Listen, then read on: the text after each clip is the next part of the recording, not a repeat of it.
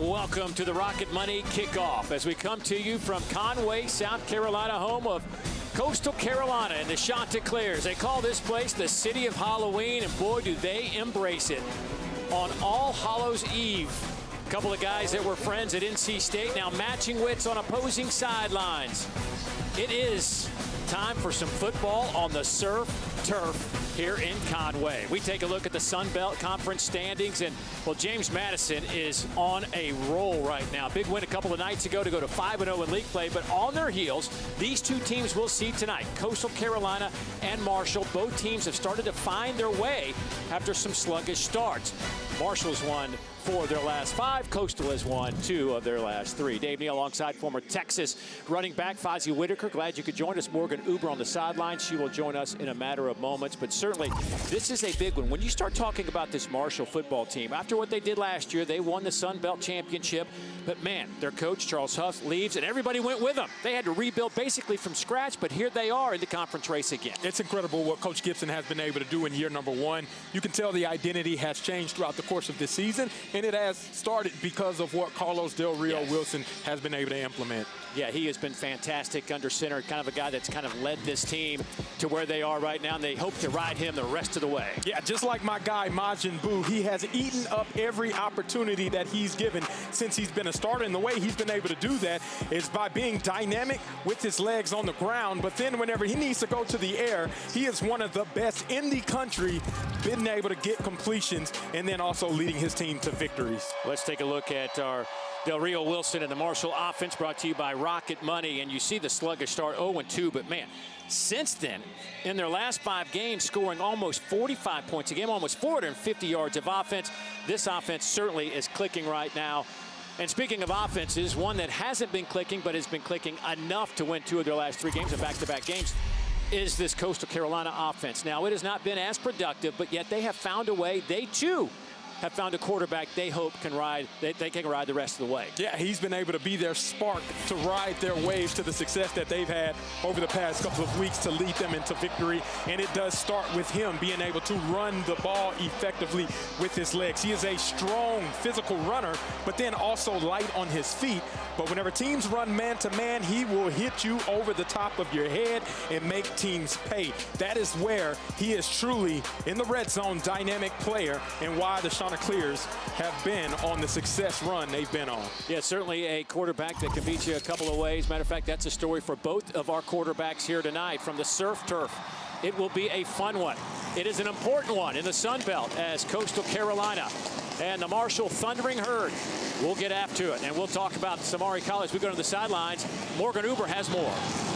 At the beginning of the season, Samari Collier started as the 3rd, maybe the 4th quarterback for this team. But head coach Tim Beck told his entire quarterback room of the story of Cardale Jones from when he was at Ohio State. He said, all it takes is one play, and you better be ready. A guy who went from the 3rd-string quarterback to the cover of Sports Illustrated.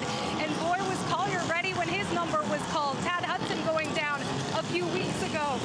And he's a proven winner. He can lead in big moments. Last year, leading Hutchinson Community College to the JUCO National Championship. Coach Beck said he brings a unique swagger and gamer mentality, in his play 2 weeks ago in the Appalachian State rivalry win, along with his preparation, has earned him the right for this start. He has been waiting for this moment on the big stage. It is finally coming. It is a big stage. The City of Halloween. Oh yeah, will we have some tricks? Maybe some treats? We've got the next 3 hours to figure that all out. Stay with us right here on ESPN.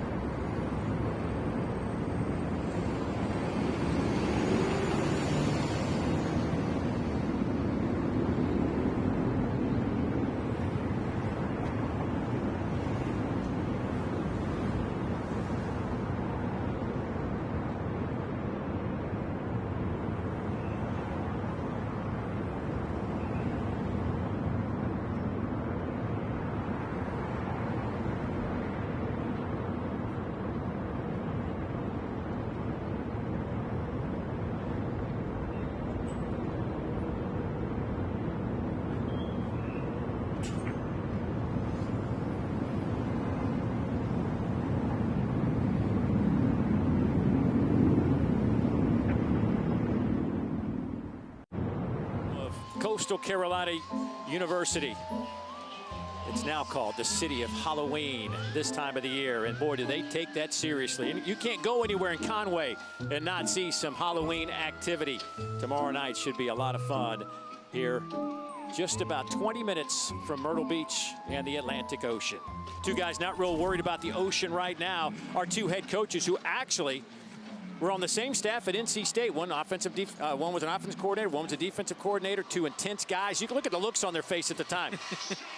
Well, now they get to compete against each other. Before the game, they had a chance to get together, and they were all smiles. But those two looks that we see on their faces right there will reappear here in a matter of moments. But interesting, they were good friends, but ultra competitive when they were with the Wolfpack. Yeah, and I think what you mentioned, the sign of competitive nature within them, stood in that picture that you saw there. These two guys will be ready to rock and roll tonight against each other. And I'm just curious, like, how much do they know each other, the ins and outs of what they want to do, what they want to try to do. And I know obviously these guys have had some time off. They can, get in the room and maybe overthink some things at times, but I think they're excited to face each other on opposite sides of the field.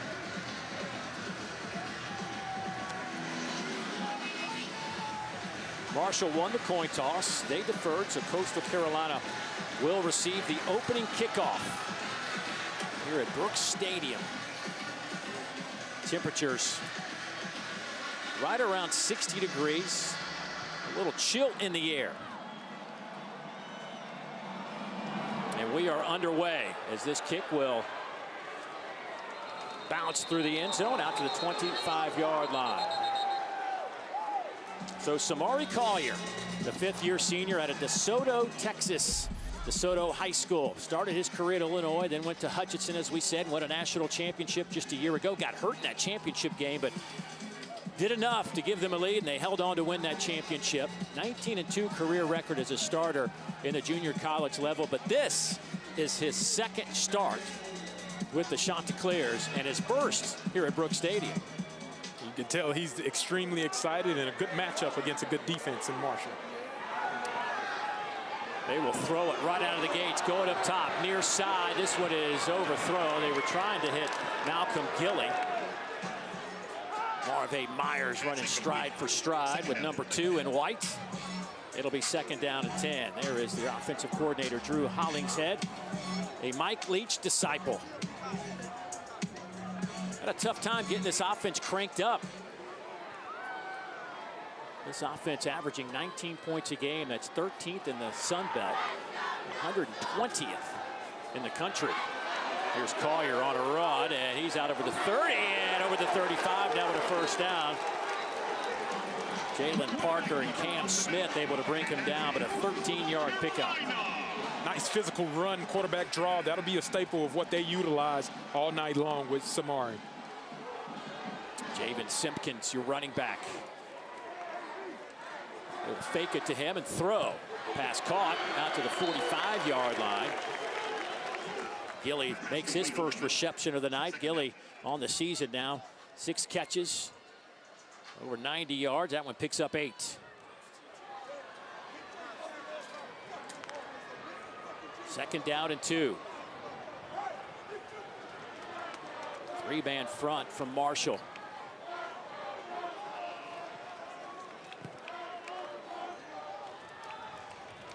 Collier trying to find some room to run, and he'll lose a few yards.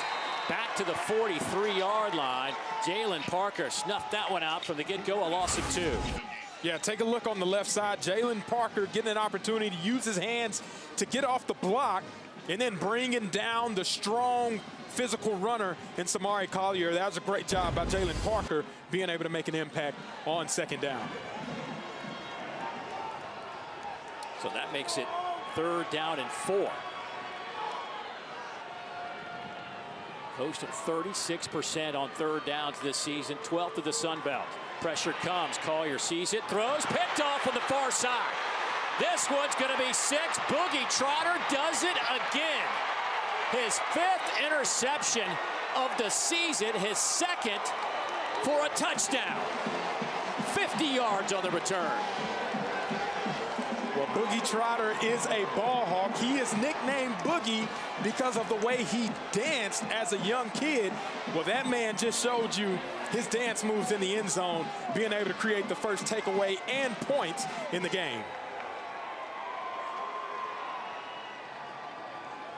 He came in, tied for third in FBS in interceptions, and he'll certainly jump up a notch after that one to get things started.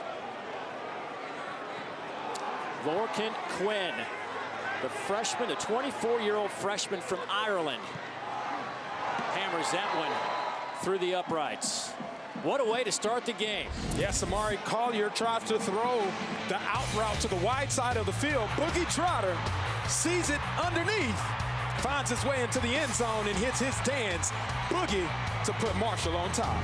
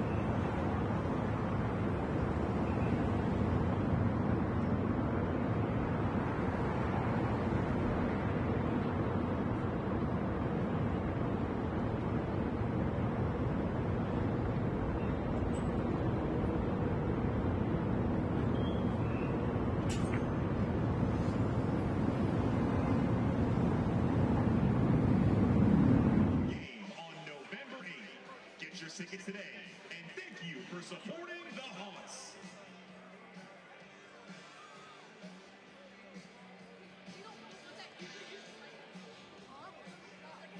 It's time for the Splash Play, presented by Grand Strand Custom Pools. We are taking a look back at the strip sack by Noah Arinze that sealed the victory for the Chanticleers over App State. Take a look.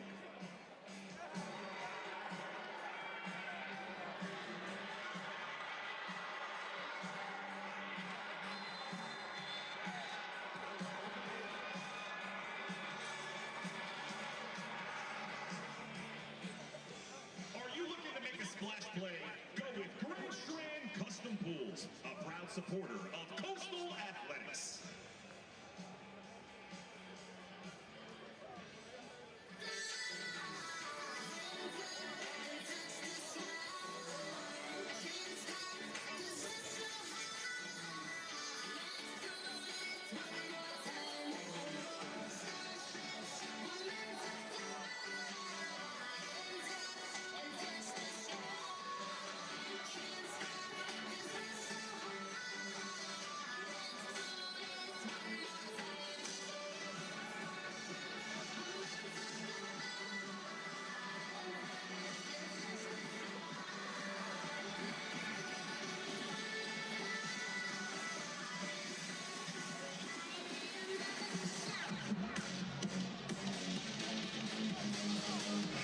Boy, Marshall, they do it again defensively. They have now scored 78 points off their opponent's turnovers. That's the second most in the FBS, only trailing North Texas, who has put up 83 points off of opponent's turnovers.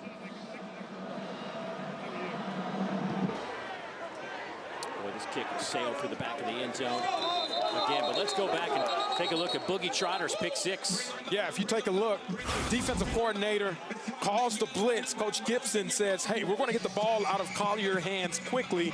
Defensive backs are taught to sit on the route and play aggressively at the sticks. That's what Boogie Trotter does. And then he has the best hands on the field, offense and defense. He makes Coastal Carolina pay by throwing to his side of the field.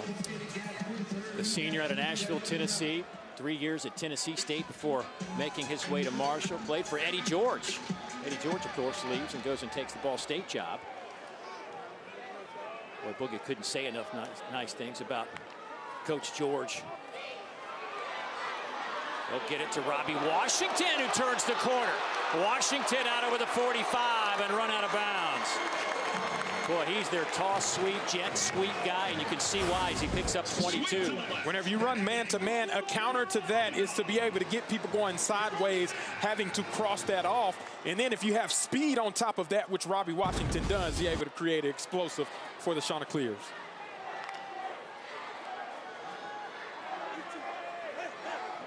Simpkins is your running back as he moves to the left side of Collier. 3 receivers to the near side. 7 up in the box for Marshall. They'll run to it. And only a couple on the play, just shy of the 50-yard line. Crowder makes the hit on Simpkins. Or excuse me, Collier. Samari came in on the year with 162 yards rushing on 33 carries, almost a 5-yard average per carry.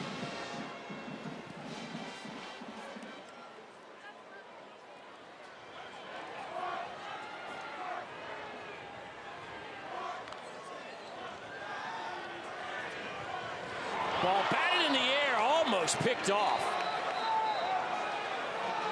That could have been a big man interception. Trying to hit Cameron Wright with it.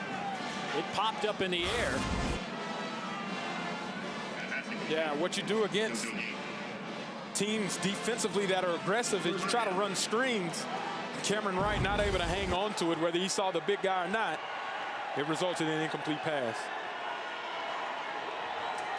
Dominic nicely now checks in at running back. 3rd down.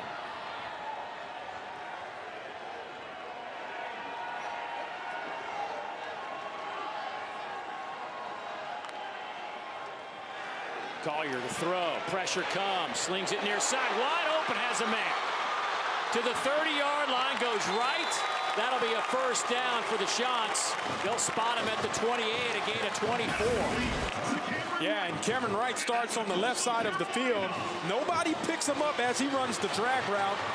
He gets a big explosive gain to pick up the 1st down. Boy, Collier just working that left side, and he powers his way near the 20-yard line. Paul Hudson, the 3rd, making the play on the defensive side for Marshall.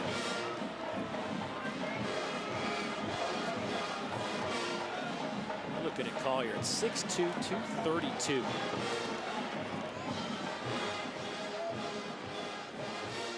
Physical runner. He likes contact.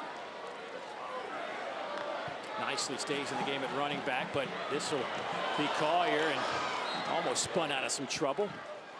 Maybe picks up a yard. Boogie Trotter trips him up.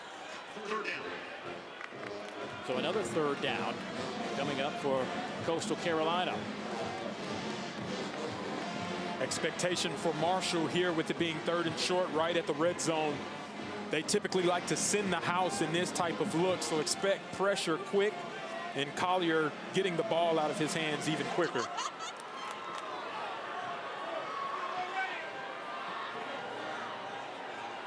Edwards in at running back. He'll just be a blocker this time for Collier, who's trying to get the line to gain. He is really close.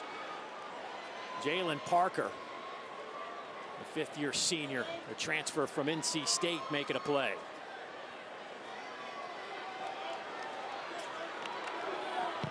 Fourth down, I think they keep it in Collier's hands again. Marshall wants a timeout. Tony Gibson matching wits with his buddy Tim Beck. It's 4th down and 1 coming up for Coastal, which has been a nice drive. After the pick 6, that can be deflating. But they have rallied here and had a nice drive, getting it down just inside the 20-yard line. Yeah, a couple of conversions, being able to hit a couple of explosive plays as well. Try to keep this defense off balance on what Coastal wants to do offensively. I think here on 4th down, you're going to see another dose of what Samari Collier can do with his legs and get +1 in the run game and try to pick up the blitz as well.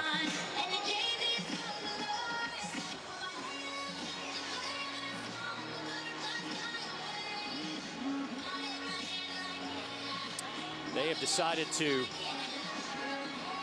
take the points here, or at least try to take the points. Kian Afrukte, who was 7 of 7, 3 for 3 in his last game in brutal conditions with a long of 43. Just one of 9 kickers to remain perfect through 7 kicks. Can he keep it going? Yes, he can from 36 yards out. It is 7-3. Thundering Herd out in front on the road.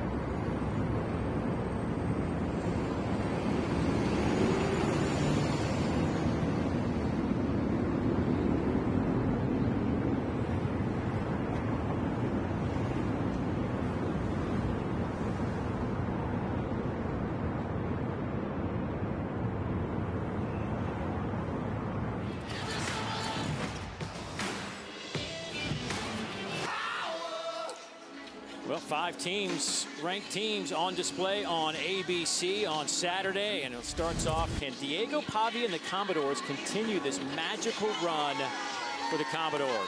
And another question, speaking of Texas, you a former Longhorn, probably curious as well, is Arch Manning. He's been practicing, but still no word on if he's good to go or not. Yeah, we'll see. I think Texas needs Arch Manning on the field to try to defeat Diego Pavia and the Commodores.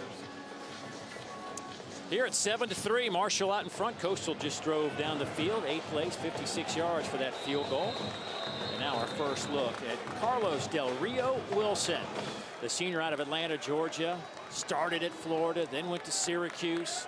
And that is a pretty good graphic to be on with those guys. A couple of those may be in New York for the Heisman Trophy presentation. Yeah, that's good company to be in. This is an efficient player, plays with great poise as well, takes care of the football. You can see why Marshall has really liked having him as the starting quarterback. In 3 Sun Belt games so far, this Marshall offense has scored 40 or more points in each one of them. First play, inside handoff, goes to Antoine Roberts. He gets it to the 30-yard line. Pick up a 4.5. Marion Gordon making the tackle in the back end for this Coastal defense. It's given up 28 points a game. That's middle of the pack in the Sun Belt. 400 yards of offense, 10th in the conference. Rio Wilson hits Floyd Lacey. That's his 36th catch of the year for Floyd Lacey. Yeah, Floyd Lacey's the #1 target for Carlos Del Rio Wilson, and the reason why the stats look as well as they do. He's a difference maker. Expect him to get a lot of targets tonight. On first down, they will hand it off to Roberts, and that is strung out nicely by the Shots defensively. Zavon McDowell leading the charge, a sophomore, playing that Sam backer spot. Marshall's offense scoring 35 points a game, second best number in the Sun Belt. They're getting some help, though, from the defense that has now produced 78 points off turnovers.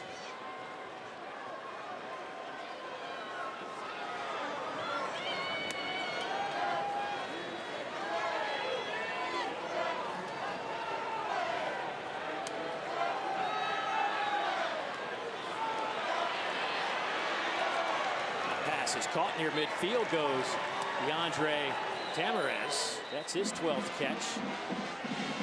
Pass complete. Morris for first down. Western Carolina transfer. Well, just about everybody on this Marshall team is a transfer. Over 70 of them this year. Carlos Del Rio Wilson dropped right through the hands. What a throw from Carlos Del Rio Wilson. Ouch. There was a flag on the play, so that'll back Marshall up. Yeah, it was a beautiful pass. Obviously, you want to capitalize on it. All for naught. The holding call would have still erased the big gain and possible touchdown, but Tamarez is looking like, hey, I still have to have that. And I'm sure he's upset and will have a chance or an opportunity to try to make a play again later in this game.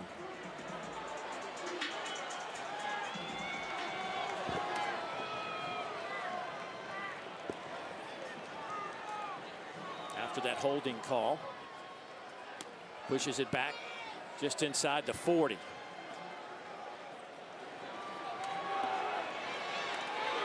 Big collision. Carlos Del Rio Wilson, who told us last night in our meetings that he seeks out contact. Loves it. He is a contact magnet. If you look at him, whenever he has the ball in his hand, he turns into a running back. As big as he is, 220 pounds, he knows how to run behind his pads, and he put that on full display right there against that Coastal defense. He's rushed for 347 yards this year. Will throw it into some traffic, and that one's incomplete, right through the hands of Lacey. Pass incomplete by Del Rio Wilson. Third down. The pass was defended well. Cover two. The cover two corner sank back, really forced a higher throw for Del Rio Wilson. Turned up an incompletion. Now it's 3rd and long. Marshall 35% on third downs, 14th in the league, 115th in the country. They'll split Roberts out to the near side. Empty set for the Herd. 4-man rush. Passes off, but well shy of the line to gain. They had to get it down to the Coastal 41-yard line. Luke Murphy there making the play. Roberts was open for the reception, but not nearly enough. And here comes the Marshall punt team. It's a great job by Coastal Carolina's defense, being able to hold strong and try to earn back some momentum, get their offense back the ball after this punt attempt. Bryson Graves to return this punt, averaging about 9 yards per punt return. Had a long of 29 this year as Nathan Totten punts it away, averaging about 44 yards per kick. Fair catch called for and dropped. Booted and right into the hands of a teammate at the 35-yard line. The ruling on the field is the punch was touched by the receiving team and then recovered by the receiving team. And what a break by Coastal Carolina. Graves gets bailed out by his teammate. Coastal with the ball.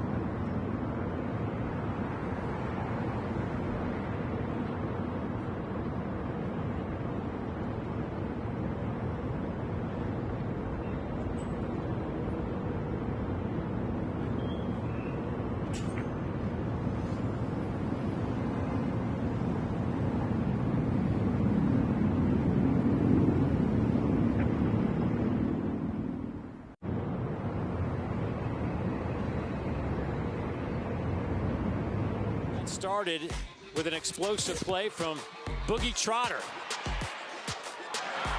He is now the 7th player in FBS with 2 defensive touchdowns this season. His 5 interceptions on the year, now tied for first in the country. So his touchdown has given Marshall a 7-3 lead. As Coastal has the football with 3 running backs in the game, really 4 if you count Collier. Loose football. Marshall thinks they have it. They're raising their arms up and celebrating. Have they created another turnover? Yes. Dayton Smith. Going on the field is a fumble recovered by the defense. First down, Marshall. Dayton Smith, the redshirt junior, comes away with the football. It looked like Edwards, the true freshman, put it on the turf. Yeah, and you see Edwards has full control of it, but as soon as he goes to cut the ball, comes loose right at the end, and it appears he's on top of a body when that collision happens with Gilmore. And that appears to be a fumble in the 2nd turnover by this Coastal offense. Boy, Marshall is now plus 10 in the turnover department. That is top 10 in the country. Impressive. And now a short field for this offense. Joshawn Barbie, redshirt junior at running back. Bird trying to throw it here. Carlos Del Rio Wilson. Coverage out there on the far side by Marion Wayne. You can tell Marshall was trying to take a shot there, sudden change. So Zion Turner comes in the game.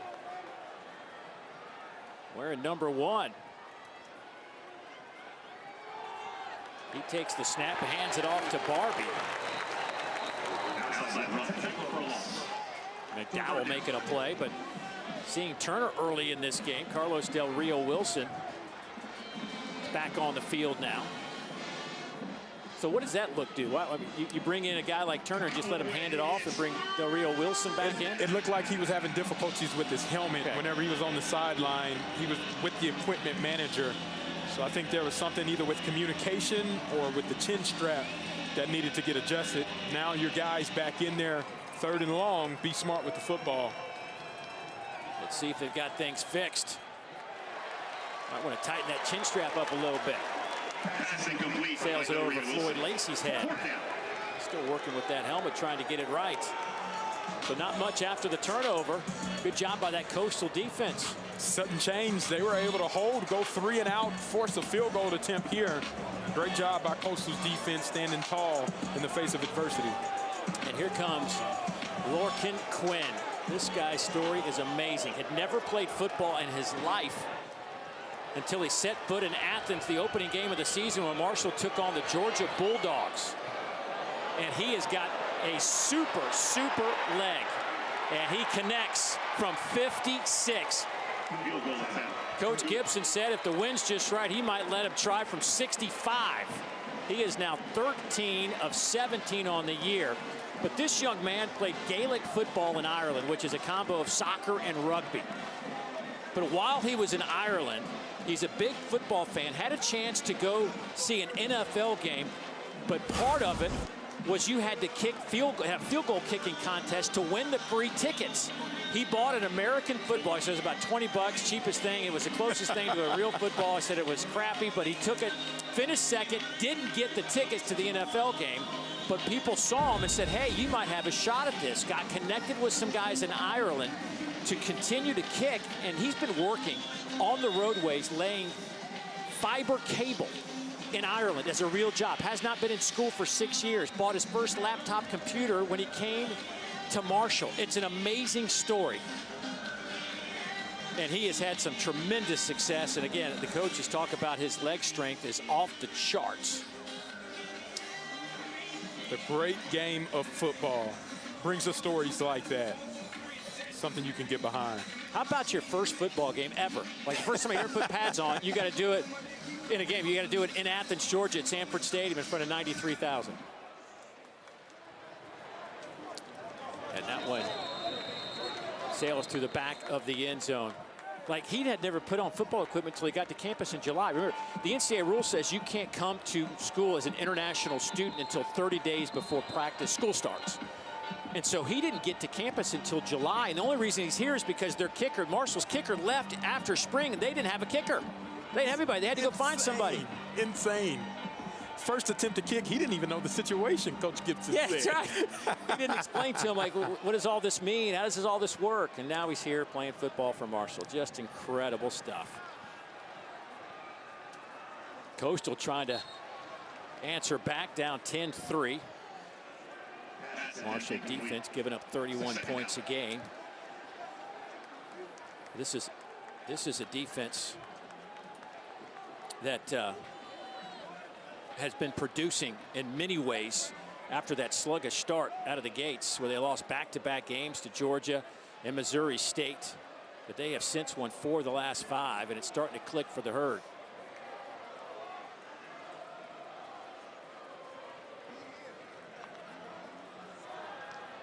Four-man rush, and that throws a little bit low and incomplete. You can tell the timing is just a bit off between Collier with the pressure that Marshall's sending, trying to get the ball out quickly. The offense hasn't been able to adjust quite yet on this drive on those last 2 plays. Good to see Malik Mega back on the field, though. He's been out with an injury. Didn't know if we'd see him today. 10 catches on the season. Maybe that's part of the timing, too, as Mega hadn't really been on the field very much. Yeah.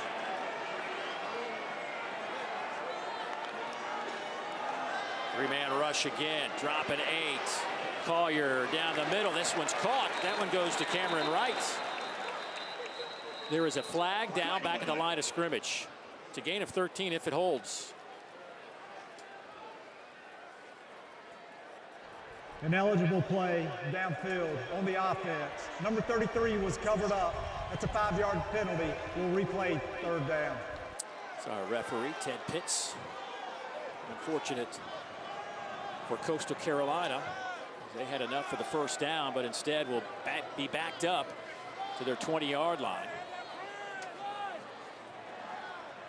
Gives Marshall a chance to be able to substitute. And then the expectation is still they're going to send pressure, try to keep everything in front with it being 3rd and 15. Make the tackle on the catch or force a turnover. Javen Simpkins, your running back. They will give it to him here. Tries to kick it to the outside, but he's wrapped up by Gilmore. It'll be 4th down and long, and Coastal's going to have to punt this one away. It's a great job by Gilmore being able to stay patient, not get caught inside on the draw, and then being able to get the tackle to force 4th down attempt.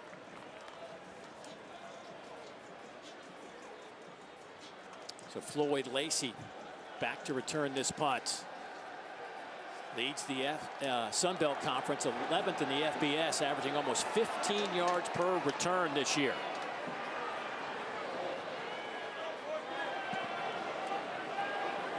Good high punt. Lacey going to return it, spins, bounces off one defender, stays on his feet, spins again across the 45. How the heck did he do that? Now let's take a look at this week's college football rankings, brought to you by Chick-fil-A. Ohio State, Indiana right there at 1 and 2, and then a couple of SEC teams at A&M, Alabama, Georgia. Anything jump at you in that group? Your idol there, Penn State. What do they look like? Right? We get a chance to see them without James Franklin. Again, do they have a different sense of urgency? We'll see.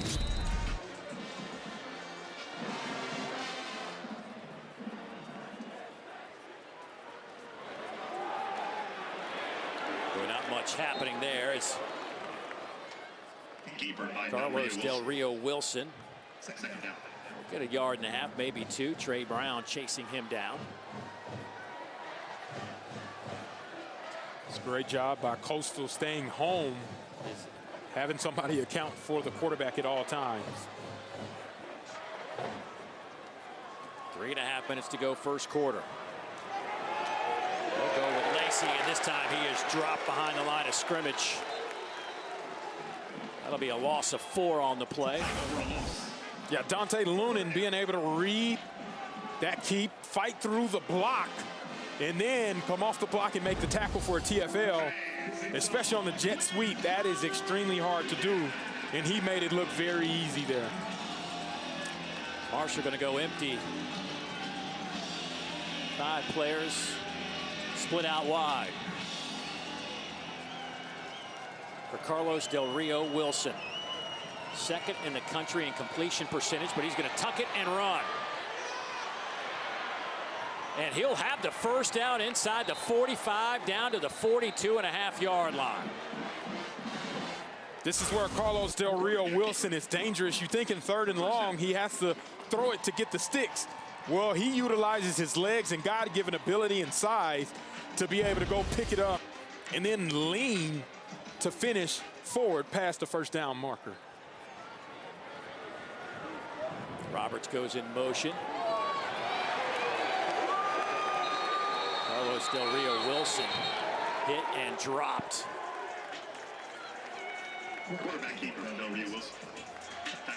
Carlos Del Rio Wilson.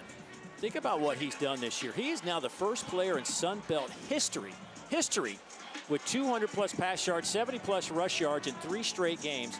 Since 2015, only 3 others have done that. Lamar Jackson, Jaden Daniels, and Byron Brown.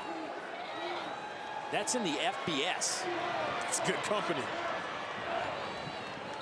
Adrian Norton. Say it again.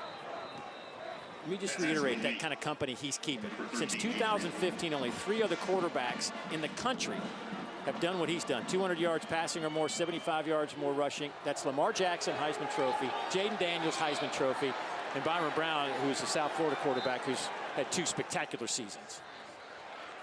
He's playing high in an elite level and showcasing, again, Clyde Marshall has put their trust in him and where they've been able to ascend this offense and the entire team under his leadership.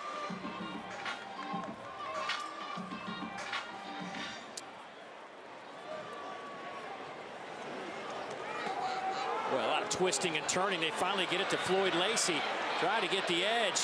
Splits a couple of defenders. He has a first down and a whole lot more. Toby Payne, the tight end, steps up with a big block to free Lacey for 23. Yeah, you might as well dress up as magicians because nobody knew where the ball was, and Floyd Lacey gets out in open space, able to force some missed tackles and pick up a big explosive play in the red zone. He limps back to that Marshall bench area. Don't want to lose him. He has been a dynamic offensive player for them on the outside. Handoff goes to Antoine Roberts. He's inside the 5, so it'll be 2nd down and goal. Shane Bruce getting some work defensively. Wearing number 1 jersey for Coastal Carolina. Their heart and soul of that defense. Their alpha dog, they like to call him, but he has not played the last couple of games. That's the end of the first quarter. So that is the end of the first quarter.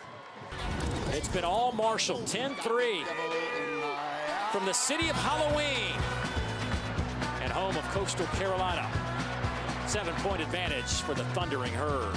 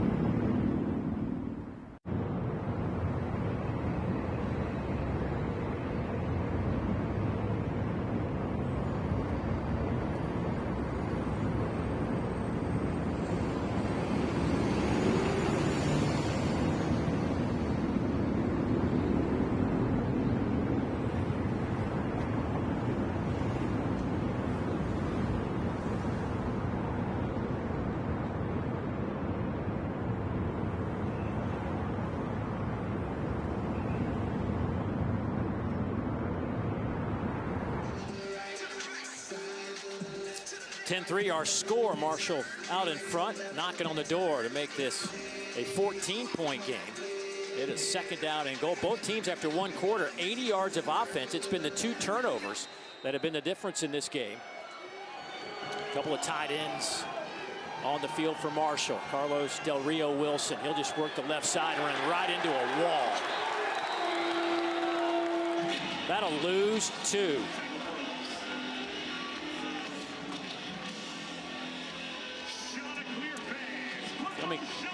Coming into this game, Marshall was plus 1.1 in turnover margin. Coastal was minus 0.86. That's 2 turnovers per game, and that's where we sit right now. Marshall up 2-0 in the turnover department. Floyd Lacey, by the way, back on the field. That's good news for Thundering Herd fans. Expect rollout here, trying to get the ball in the flats to Floyd Lacey. Coming this way with it. Throws and through the hands of Lacey.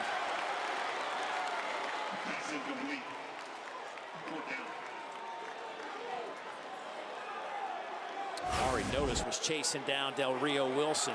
Yeah, you got Floyd Lacey all alone in the flats where I talked about that ball's just a little too high, and Carlos Del Rio Wilson under pressure as he rolls out wasn't able to throw an accurate pass and missed opportunity. Well, here's Lorcan Quinn back on the field again. Just hit a 55-yarder a moment ago. That was tied for the second longest in Marshall history.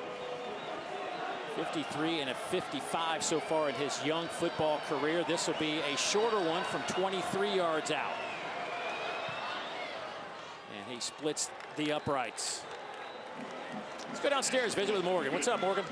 Well, guys, usually after the offense comes off the field, they go into their position groups. But instead, after that last series, offensive coordinator Drew Hollingshed got the attention of his entire offense, huddled them together, really trying to settle them down. He looked at them and said, guys, we just need to calm down. We need to control the controllables, do your job, and I need to see better communication on the field. Also, it's worth noting that Tad Hudson and MJ Morris, backup quarterbacks, are continuing to stay loose on the sideline, guys. You know, you mentioned offensive coordinator Drew Hollingshead, who is, when you say he is a Mike Leach disciple, really is. He was with him in Washington State, went to Starkville with him, and was with the Mississippi State before Coach Leach unfortunately passed away suddenly. And, you know, he continues. I mean, like, he is all in on that offense, and it's been tough for him this year. It just, you have so much turnover. Yeah. It's hard to get that thing going in the right direction with so many new elements.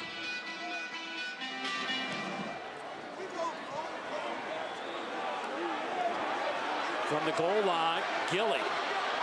Got a little bit of room. Gilly to the 30, to the 35, over the 40, and out of bounds at the 45-yard line. Heck of a return that'll go for 44 yards. What a nice return to spark some energy for this Coastal Carolina offense. Gilly able to read the hole, fight through a couple arm tackles, and you can't ever get brought down by the kicker. And they started off with some really good field position on this drive.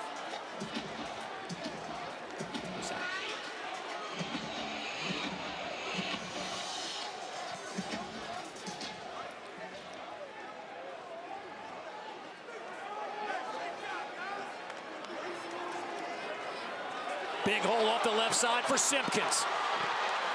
Taken down at the 37-yard line by Boogie Trotter. An outstanding open field tackle, but boy, did Coastal need a big run like that. 18 yards. Coastal gets a hat on a hat, seals the edge, and then Simpkins does the great job of being able to find the hole and then hitting it full speed for explosive first down play.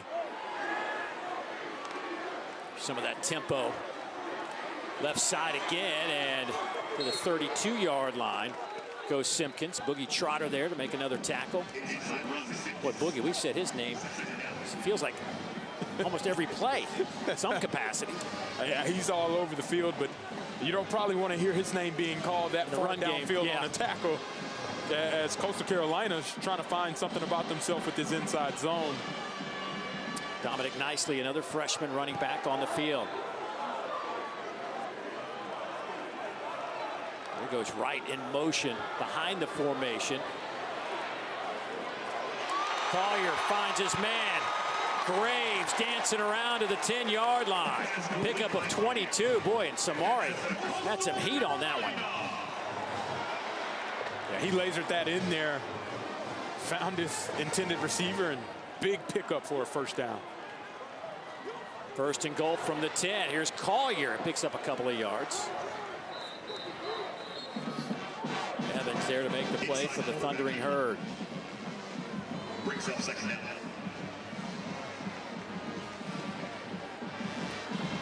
4 of 9, 76 yards.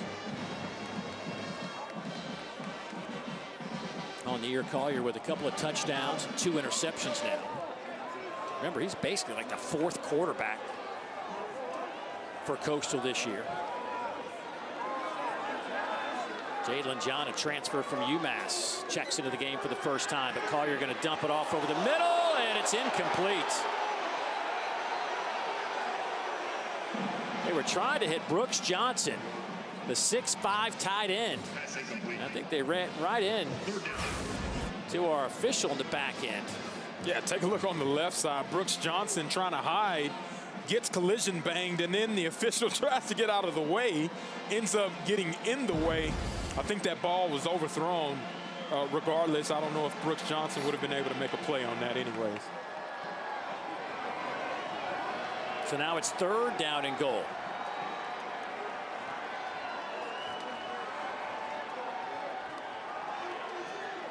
Pressure comes. Collier makes a man miss. Stiff arm and then is dropped. That's a face mask. Rivera Harvey just grabbed Collier's face mask. Personal foul, face mask. Number 6, defense. At the distance to the goal, automatic, first down. Yeah, Rivera Harvey obviously gets caught on the edge, trying to secure the tackle. We talked about how strong of a runner Collier is. He grabs whatever he can, and unfortunately for Marshall, that was his face mask. And fortunately for Coastal, they get an automatic first down, moving inside the 5. First and goal now from the 4.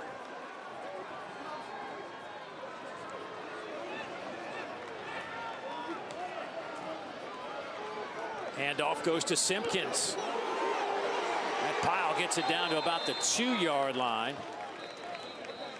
Jabril Alameen kind of circles around and finally stopped that play in its tracks, but it'll be 2nd down and goal from about the 2. And this is big-time Samari Collier territory, where they're going to bring in some extra bodies and typically get +1 with that quarterback smash game of him going right off tackle with the lead blocker to try to end up in the end zone.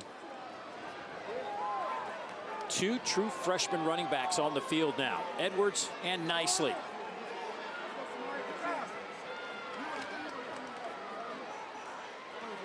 They'll go with Edwards.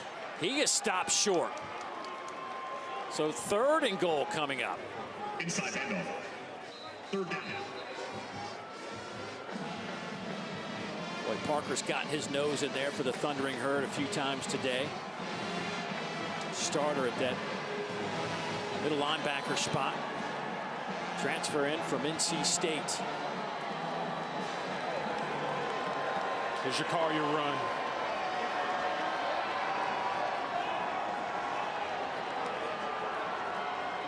Collier trying to dance his way into the end zone.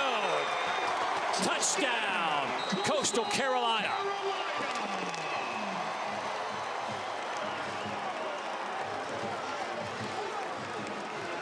Collier calls his own number.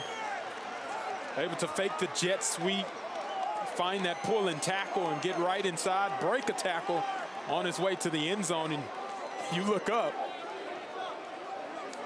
they're only down by 4 points after this extra point, maybe 3 points after 2 turnovers in the first half. Faroukte's point after is up and good, and it cuts it to a 3-point advantage for the Thundering Herd. Yeah, you see he reads that second puller. Get a hat on a hat. Showcases his physicality as he puts Coastal on the board for 7.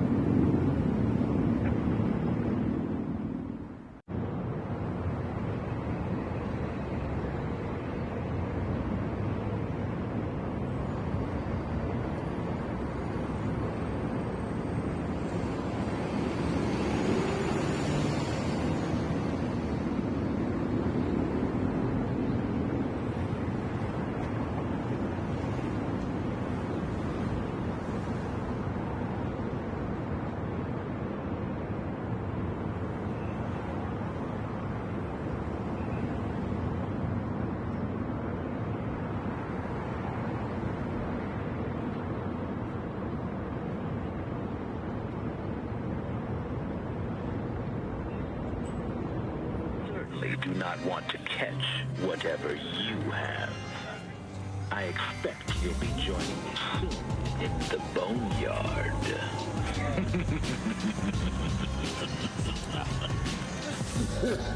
They love their Halloween in Conway. That's why they call it the city of Halloween. We're coming to the game today. We saw these students walk into the Brooks Stadium here and all dressed up in their costumes. Something tells me that they may be wearing those tomorrow as well.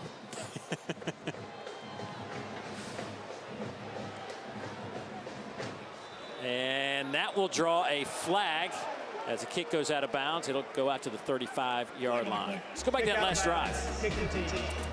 Yeah, well, when Coastal starts off with a big return, it puts the offense in great field position, being able to create some momentum for them to feed off of. You're not turning the ball over, you're taking care of it.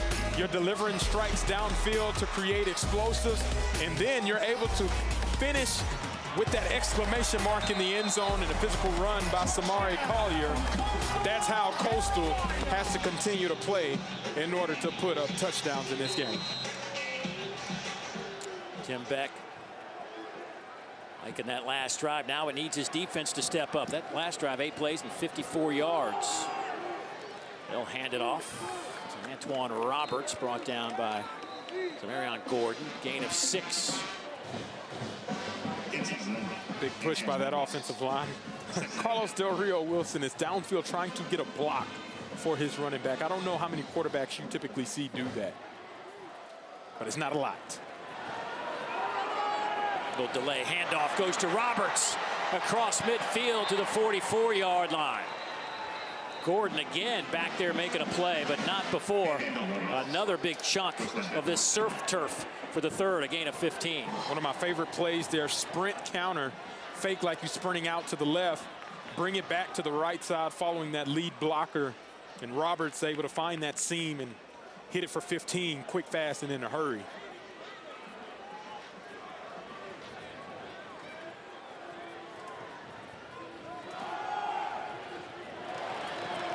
Roberts tripped up, gain of about a yard, maybe 2.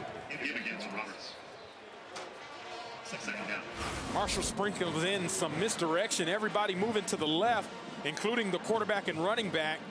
You get a blocker to be able to go the opposite way on a pull, and then Roberts sees that seam, hits it full speed, 100%. That's an explosive run.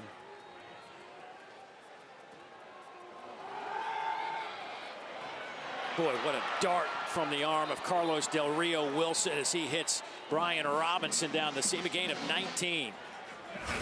Another trickery in the backfield. You think it's a toss. Then Robinson just runs that short post. Del Rio Wilson hits him right in that window. Del Rio Wilson keeps it himself. Gordon trips him up. Boy, Marshall going at a good clip right here. Good tempo to their offense on this drive.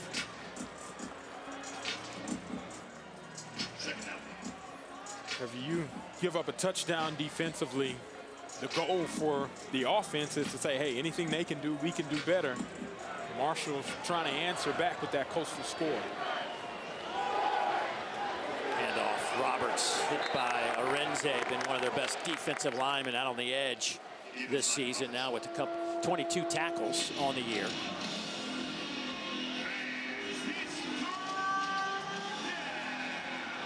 Transfer in from New Mexico State. Del Rio Wilson powers his way inside the 5-yard line. It'll be 1st and goal. Thundering Herd.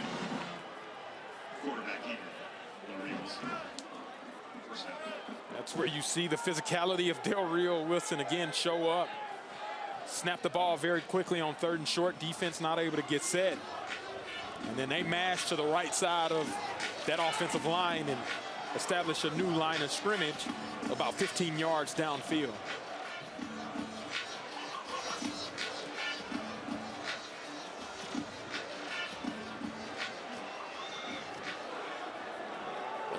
Play clock under 5 seconds. They get the snap off. Handoff right side goes to Barbie. He is in there for 6 from 4 yards out.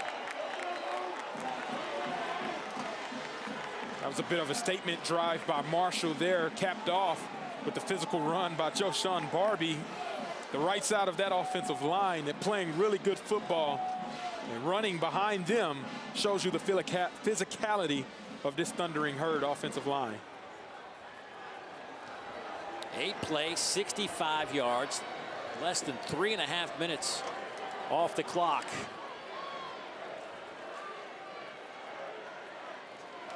Or can Quinn with the point after? It is up and it is good. Back to a 10-point advantage for Marshall.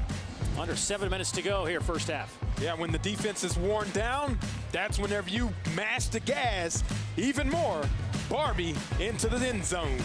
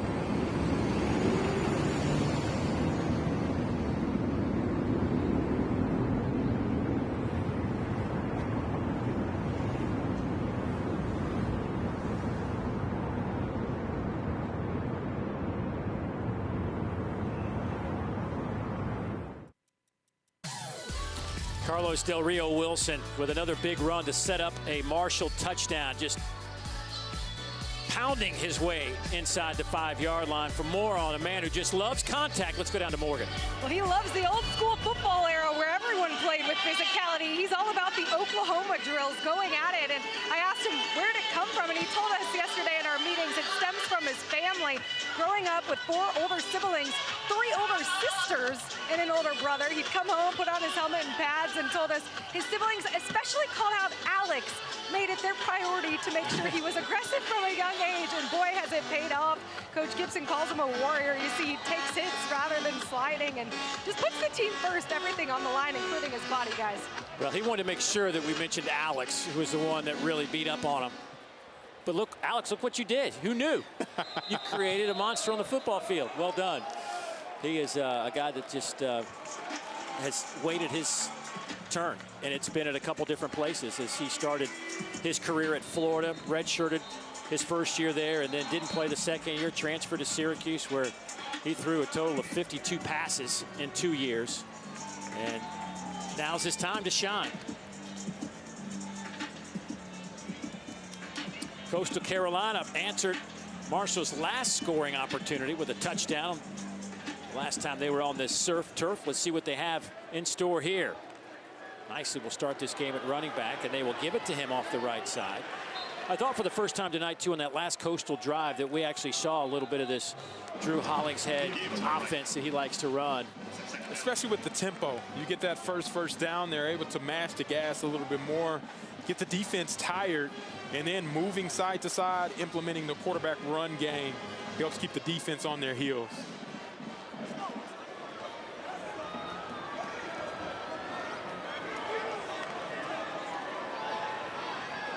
Collier.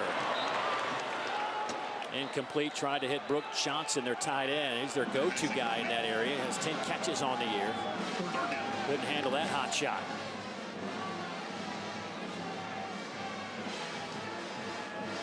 Third down is where Coach Gibson defensively really likes to send that pressure. You're going to see man-to-man aggressive coverage and one-on-ones up front.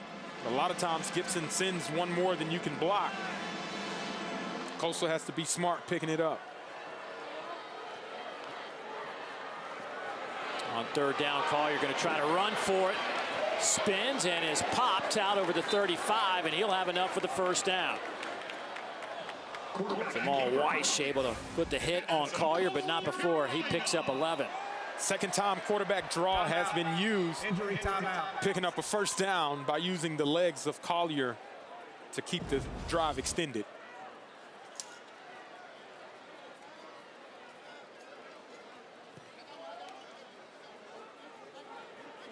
Darius Green, McKnight leaving the field.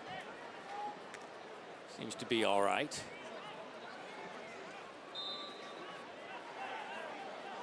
The first down and 10, under 6 minutes to go before halftime. Dominic nicely. Flags come flying from all over the place. Collier throws deep down the field and completes. Offside. Defense. Number 21. That's a 5-yard penalty. Still first down. The big fella at 316 pounds. Tyus Martin. Started his career at Colorado, then went to Jackson State. And now in Huntington. It's what the tempo offense does for you with so much hard count that Coastal runs. You're able to catch the defense off guard, maybe not paying as close attention to the football as they should be, and get a free play and free yardage on first down.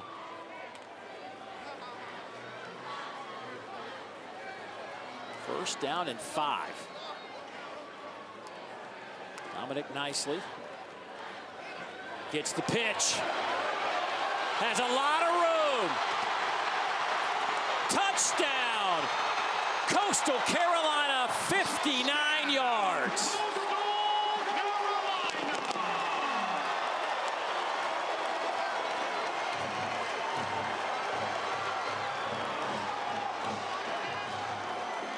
I think the guys up in the stands are loving it. No shirts, celebrating the nice run. Great job answering Marshall's touchdown. Able to run the speed option to perfection. Nicely showcases his speed. Downfield blocking by the tight end and off to the races. Nicely capitalizes on the open field. That's the longest play from scrimmage this season for Coastal. The previous was 52 yards. And you can see open grass on the surf turf. Dominic takes it, pedal to the metal, and he finishes it off very nicely. Way I was when I left ain't the same way I'm coming back. It's been too damn long.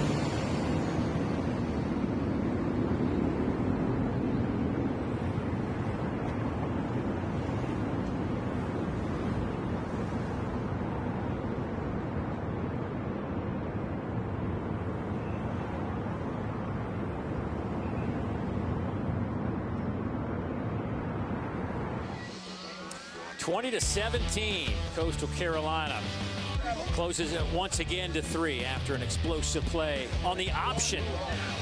Well done by Coastal Carolina. Already put together 123 yards rushing today and almost 200 yards of offense after a sluggish start in the first couple of possessions, as this kick will sail through the back of the end zone. Go back to that last touchdown. Well, take a look. It's unbalanced to start off with. Freeze the picture right there. You get the pulling guard on the left going opposite direction of the ball fake. It splits the defense in half. Linebackers all flow the opposite direction. It puts Clark Glover on an island between two individual players. And what Collier does really well is make him pick. He chooses wrong and then nicely is able to capitalize on the open turf. Finishes in the end zone. Great execution and play call by that offense. Yeah, I thought it was a great job by Collier, too, just hanging on to that football just for an extra step. Here's Floyd Lacey. He's knocked out of bounds. We'll spot him around the 36-yard line. That'll be good enough for the first down. These jerseys, by the way, you're looking at Coastal. Players didn't even know it tonight, but when they went back after warm-ups, they got these jerseys. They're supposed to be glow in the dark. There was a little bit of glow when the lights were out before the game, but that's why they're kind of funky looking here tonight. Del Rio Wilson deep down the middle. Boy, some major contact, but they're going to say over the head of the receiver by a mile. Miles Woods back there in coverage. Tony Gibson not enjoying that non-call. I don't know if I like it. You get the post in the slot. Defender's not playing the ball. And that's where I don't know how you don't call that. If defender's playing the ball, that's okay. He's not playing the ball. There's contact there. Del Rio Wilson. Gain of a couple. Lorenze again making the stop. Yeah, in real time, it looked like that was sailed over their head by a good 10 yards, but that replay, it didn't look like it was that far over their head. Not too much, and he was obviously attempting for it. I don't know. That was a tricky one. The referees must have felt like it was uncatchable. So third down.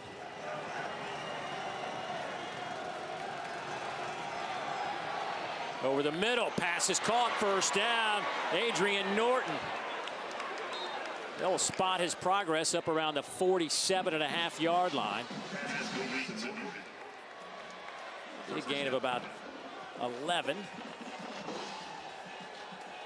That was a laser throw to Norton. I'm really impressed by what Del Rio Wilson is able to do with the kind of physical running attack he has and the accuracy he's still been able to put on the ball, the touch. It's really cool to see.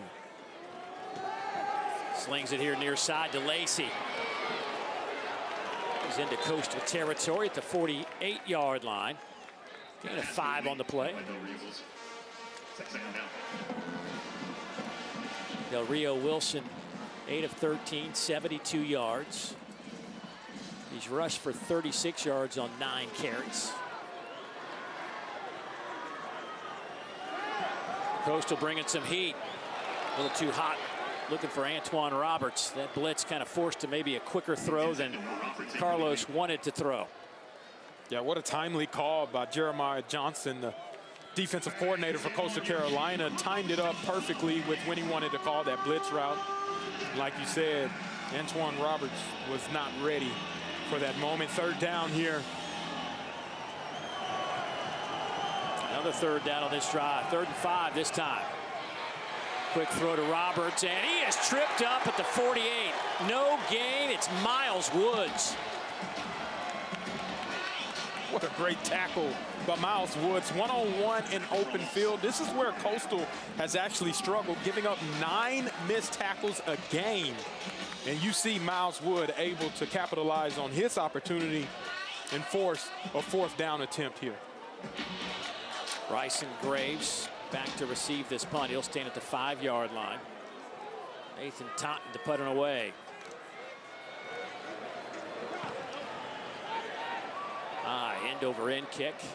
Fair catch called for at the 12-yard line, and that's where Coastal will take over. We'll kick off your Week 9 NFL Sunday at 10 a.m. Eastern with the Countdown Crew on ESPN and the all-new ESPN app. They'll have all the early breaking stories, injury updates, and previews of each game right up to kickoff. And Monday Night Football, Cardinals versus the Cowboys, 8 Eastern, 5 Pacific on ABC, ESPN, ESPN Deportes, and the all-new ESPN app. Peyton and Eli over on ESPN2. Coverage kicks off with NFL Live at 3 Eastern from AT&T Stadium. Then SVP and the Monday Night Countdown Crew come your way at 6 o'clock Eastern Time.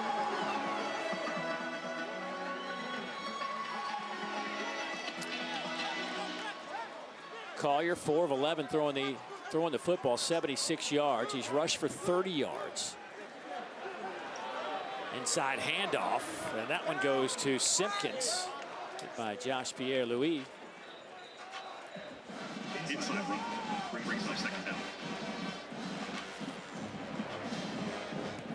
Coastal Carolina with 3 timeouts remaining.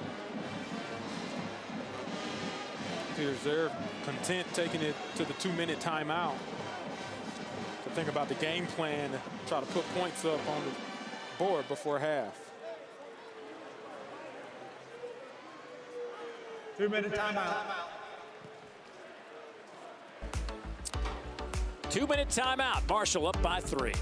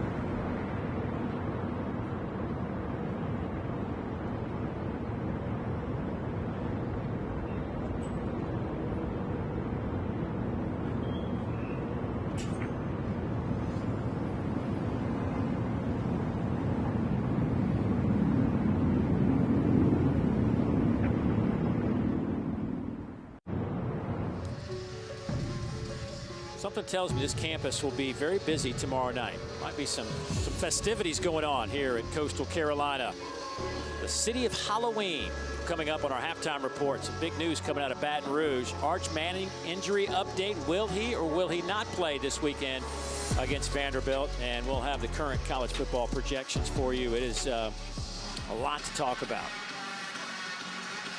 The crazy world that is college football, between players making a bunch of money, transfer portal stuff, coaches making a bunch of money and not working, governors getting involved in coaching decisions to some capacity.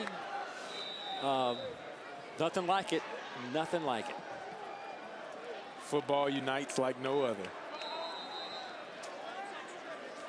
So 2 minutes to go before halftime.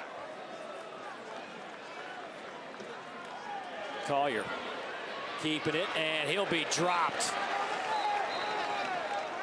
Alameen read that play well, picks up the tackle. It'll be third down. If I'm Marshall, I'm spending a timeout here so I can get the ball back. There is 23 seconds on the play clock. Tony Gibson's going to let this one run down. He's got 2 timeouts remaining. Collier going to try to pick it up with his legs.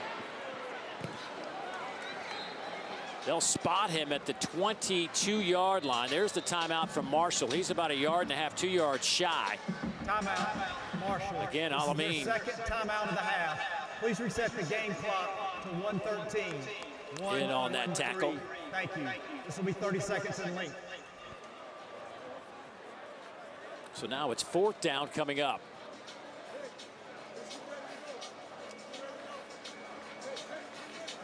Expectation here from Marshall's perspective, call the timeout, expecting Coastal to punt the football, leave you with a little bit of time.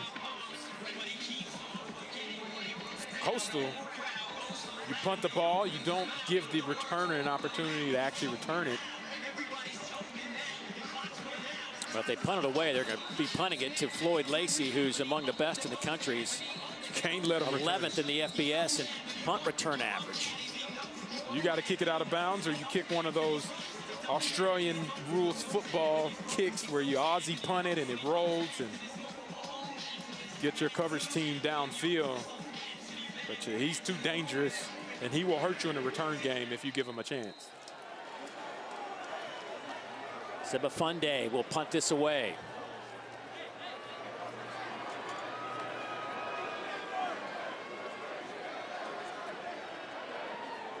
Good clean snap. Kick is on the way. Boy, tight spiral. Lacey's going to have to let this one hit at the 30.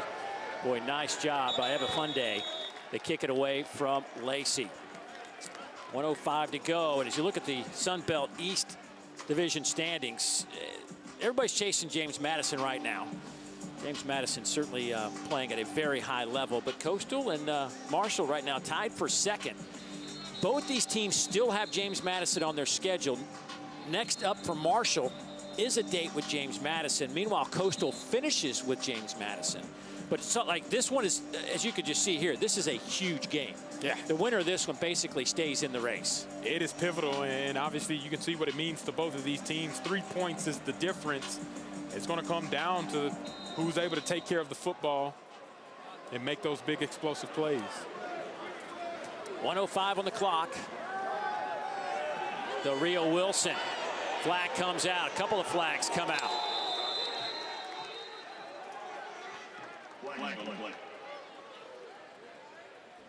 Holding. Number 60, offense. 10-yard penalty, replay, first down. Big left guard. So Marcus Adams caught in the act of grabbing a jersey.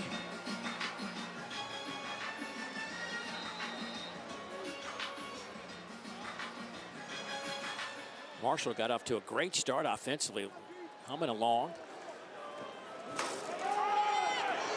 couple of good possessions here in the first half, but 172 total yards to this point as Arenze makes another tackle. If I'm Coastal, I'm calling my timeout. You got 3 of them. Get the ball back, maybe kick a field goal, tie the ball game up.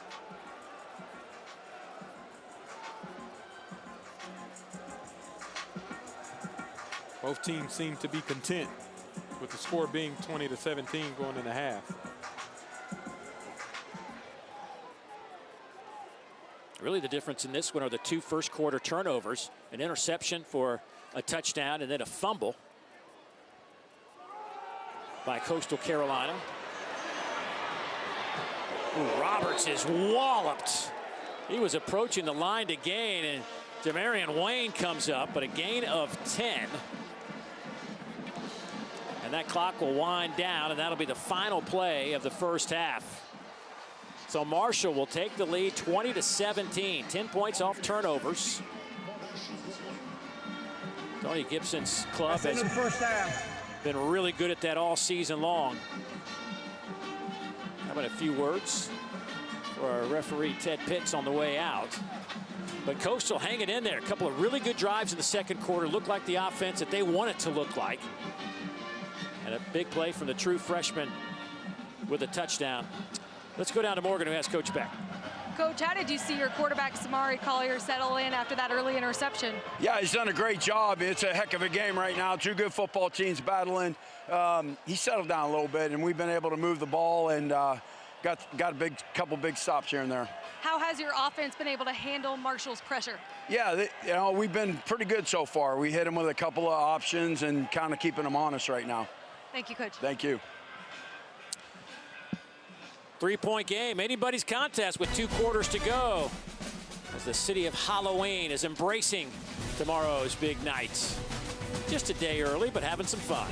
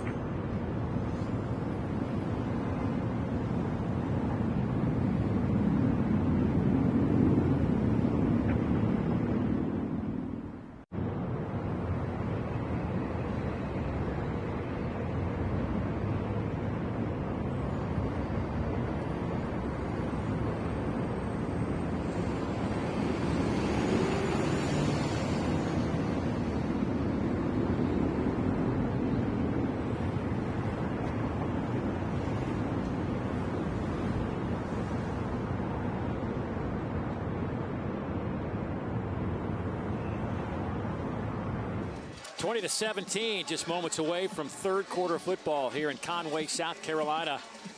Thundering Herd up by 3. They will get the football to start the third quarter.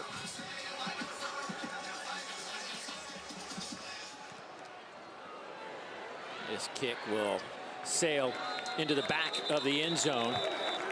And that is where Marshall will take over. Dave Neal back alongside Fozzie Whitaker. And Fozzie, we talked about the quarterbacks to begin this when both of them big parts of their offenses, and they didn't disappoint. Yeah, Carlos Del Rio Wilson has been the focal point for Marshall. He's been able to get them on the board, moving in the red zone. He's done it with his legs, and he's been very physical anytime he's taken matters into his own hands. But when he needs to throw the ball, he's been very accurate downfield. And conversely, Samari Collier has been the focal point for this offense, starting off with strikes downfield, getting explosive plays, and then being efficient in the red zone. Marshall will start it with a run game as they give it to Roberts on their first play of the third quarter. Roberts, 46 yards rushing in that first quarter. That was just his 10th carry. Del Rio Wilson to the wide side of the field, gets it to Tamarez, and he'll pick up the first down. A Western Carolina transfer, now in his first season here at Marshall. Well, he had a big catch earlier this year. Go-ahead touchdown on a 24-yard reception against Middle Tennessee earlier this season. Handoff Roberts, a lot of room, gets a block on the edge. He's down to the 20, stays on his feet to the 10-yard line and bumped out of bounds. Adrian Norton springs him on the outside for 55. There's that sprint counter again, being able to get everybody moving on one side of the defense in one direction, and then Roberts backdoor cutting loose, showing that speed and dynamic explosive power for a big explosive first down. Del Rio Wilson, a couple of yards as he keeps it himself. Carlos again, the senior out of Atlanta. Went to Cartersville High School, same high school that produced Trevor Lawrence. Although he said yesterday he missed him by a year or two. Still in good company when you coming from a program like that.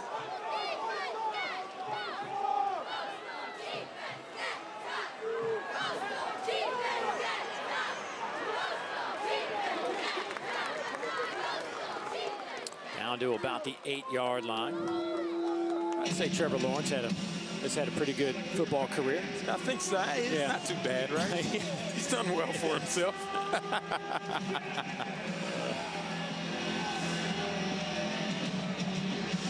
Third down here. I expect Carlos Del Rio Wilson to take matters into his own hands again with a quarterback draw, quarterback run. Stands in the pocket, fires to the back of the end zone, has a man, touchdown. Tamarez, 7 yards out, and just like that, Marshall moves it down the field. Came out blazing offensively. Started off with a big explosive run, and excuse me, Carlos Del Rio Wilson didn't need to run it. And if you got an arm like that and the accuracy to drop it in a breadbasket, Tamarez is able to be the benefactor on the opposite end.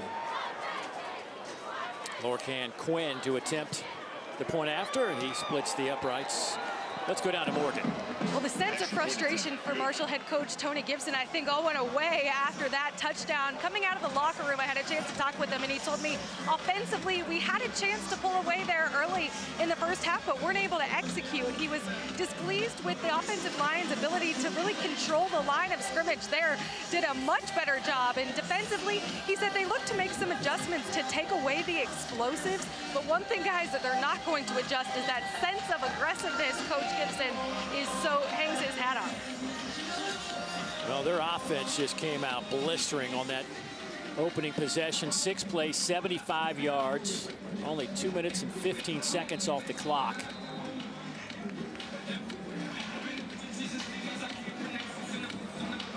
Pushes it back to a 10-point game. Third time tonight they've had a 10-point lead. Each time Coastal has found a way to close the gap, but Coastal just hasn't grabbed the lead yet. They'll have a chance with the offense back on the field.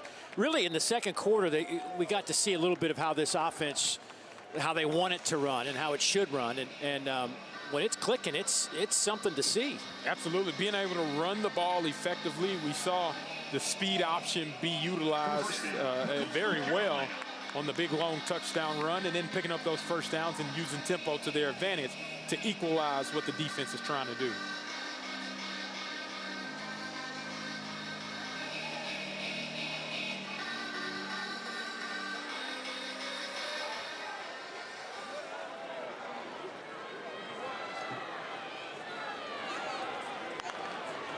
Goes Carson right in motion. They'll hand it off to the left side, and nice run there from Simpkins. Kept his balance. Gilmore finally takes him down, but a gain of 7. Yeah, using their own form of a counter run play where you pull 2 offensive linemen. Simpkins does a great job staying patient, keeping his balance with his hand down to pick up additional yardage. That's how Fozzie Whitaker used to do it back in Austin, Texas. Every now and then. I don't got it no more. I never had it. You saw me fall while we were in Arkansas last week. That poor Yeti Rambler. Yeah, no, I broke my ankle going to that Auburn, Arkansas game. But you know what? I hung in there. I played. Yeah. Played hurt. Got it taped and good to go.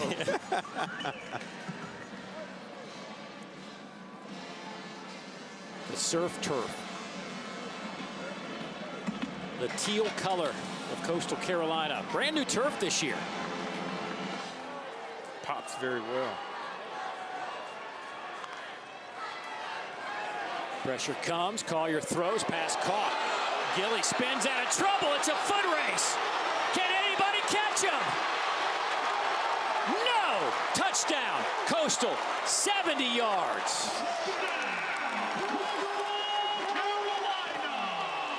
Malcolm Gilly. Young man, roll. Collier finds his guy, one-on-one coverage on the outside. Gilly makes you pay, but if you don't have safety over the top hill.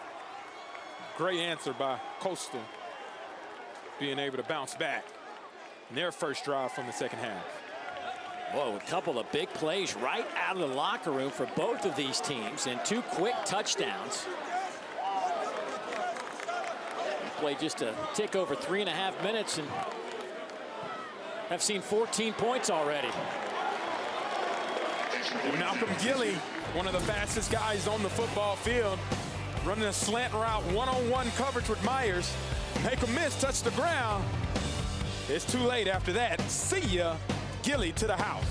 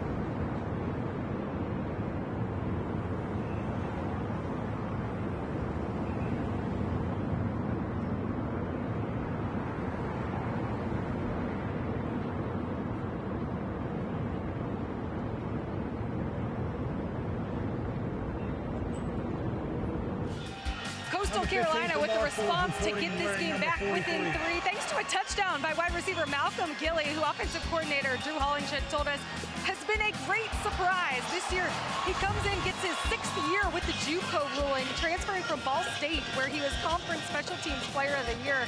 A dangerous return man. He had the opportunity to go to the NFL with a draftable grade, but wanted to come here and play an extra year to get some route running on film, and has really just become a great leader for the room as an older presence, and has had an impact here early, guys, in the second half. Yeah, I'd say that was an impact play. Big time. Chunked up the deuces on his way to the end zone. How about his speed down the line? Ooh, he can fly.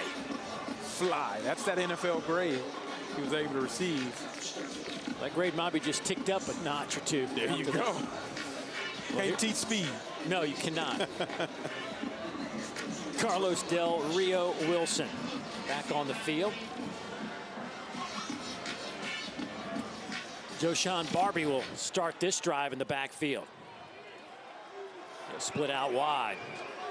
They'll quickly throw it that way, and not a good throw from Del Rio Wilson. Was that behind the line of scrimmage? I believe it was. There was no whistle. Coastal may have this football. The ruling on the field is a backwards pass recovered by the defense. First down. Zamarion Gordon comes up with the football, and I think that this one was a backwards pass. Yeah, it looked very close right down the line. You see Barbie motions out, and as that ball is thrown, it is thrown backwards. A little bit high. Barbie not able to handle it, and then that oblong football is always so hard to be able to grab a hold of. Coastal comes away with their first takeaway of the game.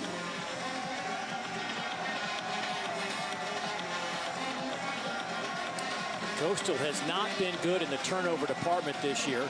They came in -6, actually -8 after the first quarter with their 2 turnovers tonight. But they get their first and see if they can take advantage of it, as they'll set up shop inside the 20-yard line. They'll hand it off to Simpkins, working the right side, gets a couple of yards. Alameen making the tackle for Marshall. But the story for Coastal Carolina has not been great in the games that they have lost. I mean, look at that, -8 in those games. Certainly a big impact here tonight. Think about those 2 in the first quarter that resulted in 10 points. Going to the end zone, wide open. Touchdown, Coastal. Bryson Graves, nobody within 20 yards of him. 17 yards. And Coastal has taken the lead. Outstanding play call and execution. Faking the wide receiver screen. Graves get behind the defense, and then Collier delivers a money ball into the end zone.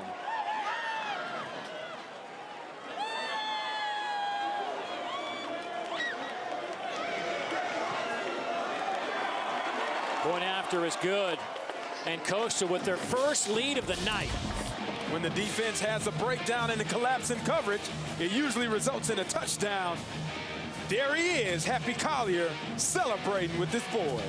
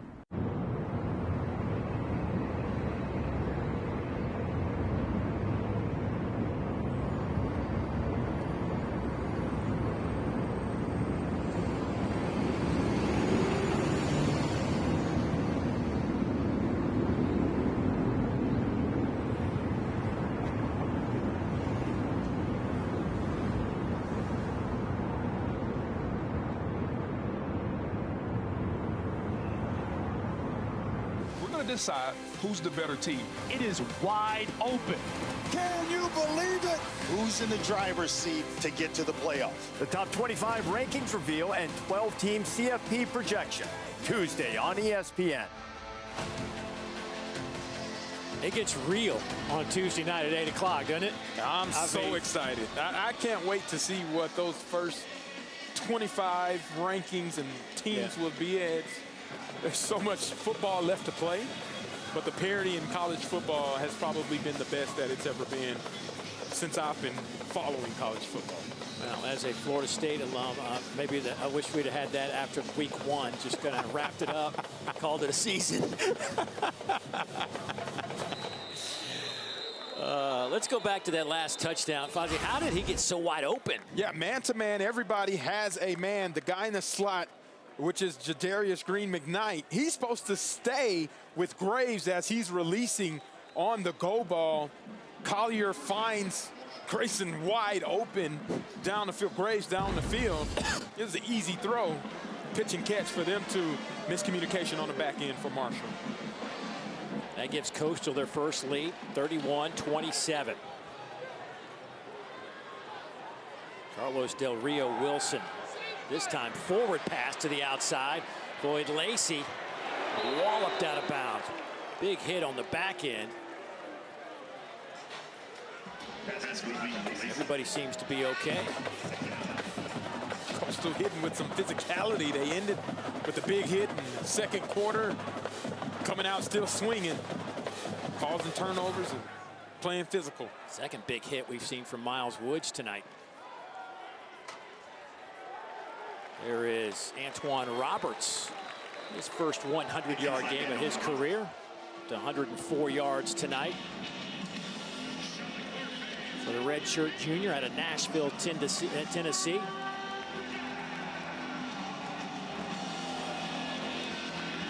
Junior college transfer from Independence Community College out in Kansas. Roberts will split to the outside. They got a bunch of receivers on the near side, the near hash. They'll bring Roberts back in to the formation.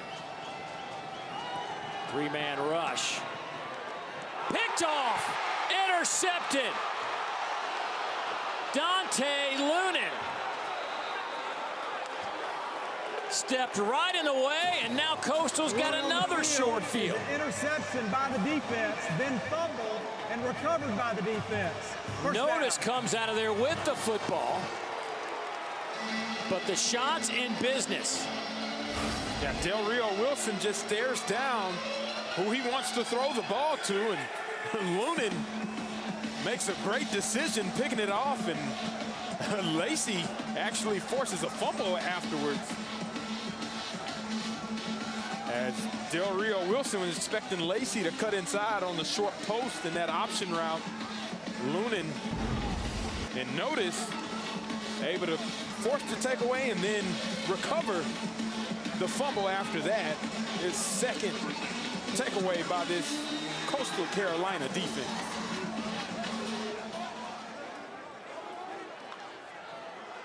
This drive will start at the 22. They'll throw off the end around. It is dropped by Bryson Graves. Threw it and dropped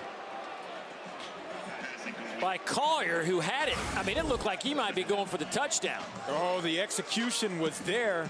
Graves, the former baseball player, gets it to Collier, and Collier takes his eyes off of the ball, trying to run upfield, and he was smelling the green grass up ahead a little too early.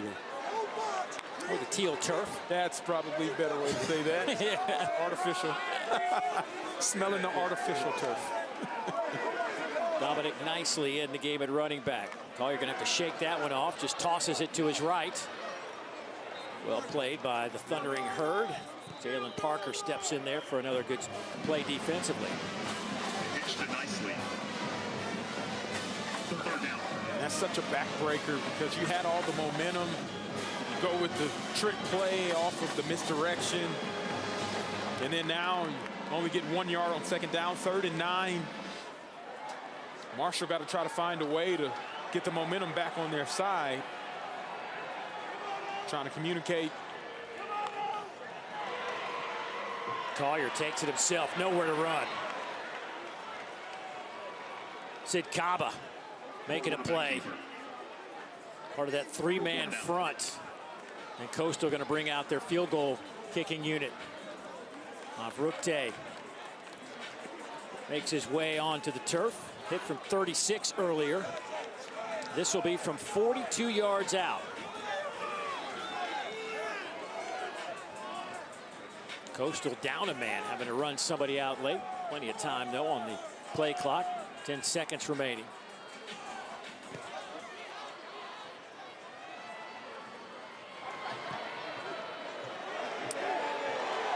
And Avrukte continues his hot start. 9 out of 9 to begin this 2025 season. Gives his team a 7-point lead.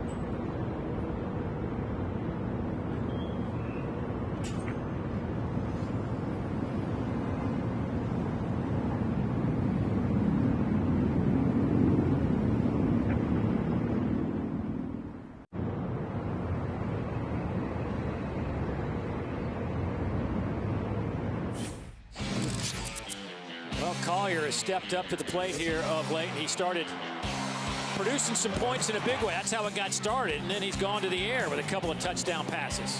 He's been able to get the ball to his playmakers.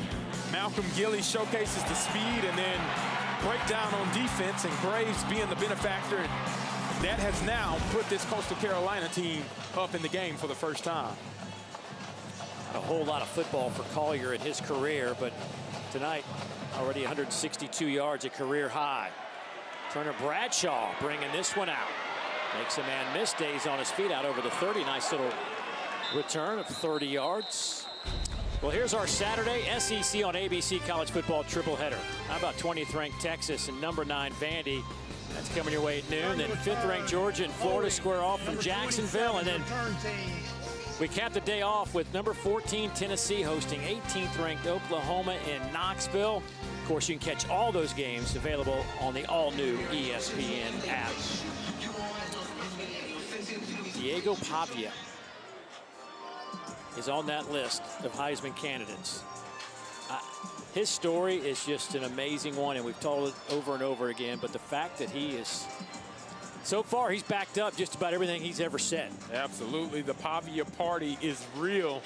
They better be ready in Austin, because he's looking to extend that party train in Austin, Texas.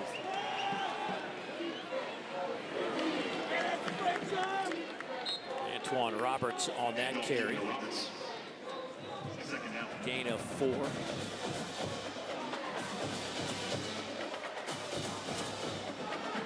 So Marshall is led by as many as 10 on 3 separate occasions tonight. Has watched Coastal score 17 straight, trying to answer back, and it's picked off again. Miles Woods this time off the deflection.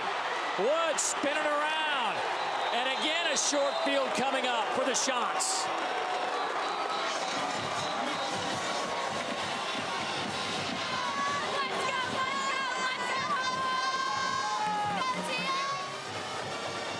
Incredible job by the cover corner, being able to tip the ball.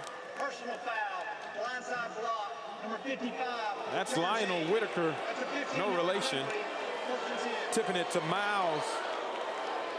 Wooden, right place at the right time. Tips and overthrows. They always end up in the defense's favor most of the time. And then you get a little additional yardage after the interception. That's the 3rd consecutive takeaway by this Coastal defense against this Marshall offense. Oh, we get the turnover sword, the whole celebration. You get all of it right now. A little Halloween aspect to it as well. In the city of Halloween.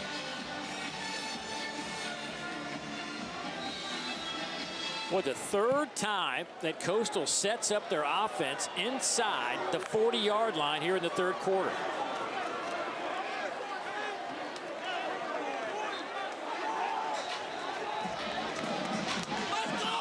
Boy, Coastal, boy, they've got a little edge to them now in the 3rd quarter. Things have turned dramatically. You see frustration setting in for that Marshall team with the turnovers and defense having to be right back on the football field.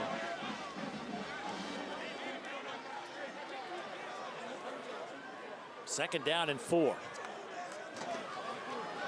Marshall bringing the house. Collier gets it to the 30-yard line. He'll be a yard shy. Boogie Trotter finally drags him down.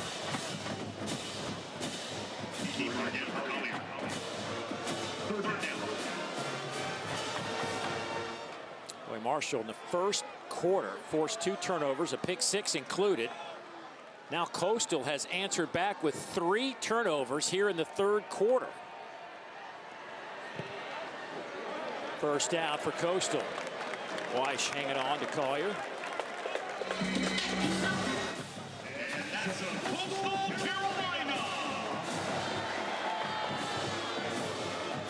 This Marshall team has won 4 of their last 5 games. Coastal's won 3 of their last 4. This is a big one in the Sun Belt East Division standings. Exactly what I was about to say. We talked about what this game means for both of these teams in the conference championship race. That handoff goes to Edwards. Breaks a tackle, first down, and a whole lot more inside the 10. First and goal for the Chants. Boy, missed tackles are starting to really impact Marshall defensively after that 18-yard pickup. Yeah, and Edwards does a great job. We saw him earlier not ending the run as positively as he wanted to. Well, the next time he touched the ball, he made sure his presence was felt. And that's a big gain to be able to put them inside of the 10-yard line in scoring range. Dominic Nicely, who has a touchdown today in the backfield. They'll fake the little tap pass, and Collier will keep it himself. He stood up around the 8-yard line. Matthias Martin, the first one there. Yeah, and Edwards off to the edge. Exact same run we saw him have earlier. Uses his speed to be able to outrun the defense, and then there he goes, forcing several broken tackles to be able to extend that run and set them up very closely to the goal line. Simpkins now enters the game at running back.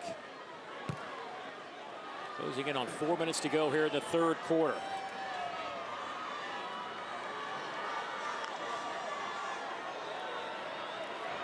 Collier coming near side, will throw as he's hit. And that one's out of bounds and incomplete.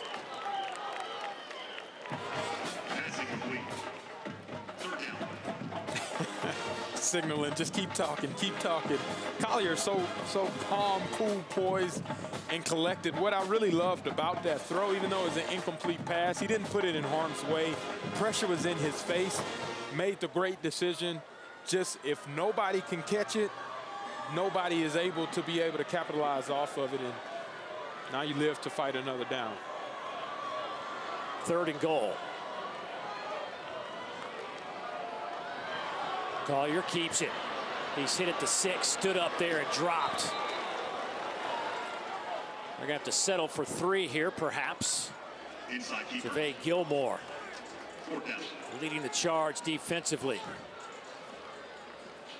So this Coastal drive sputters inside the 10. See if they can manage 3 out of it. Farukte has hit from 36 and from 42. This will be from 24.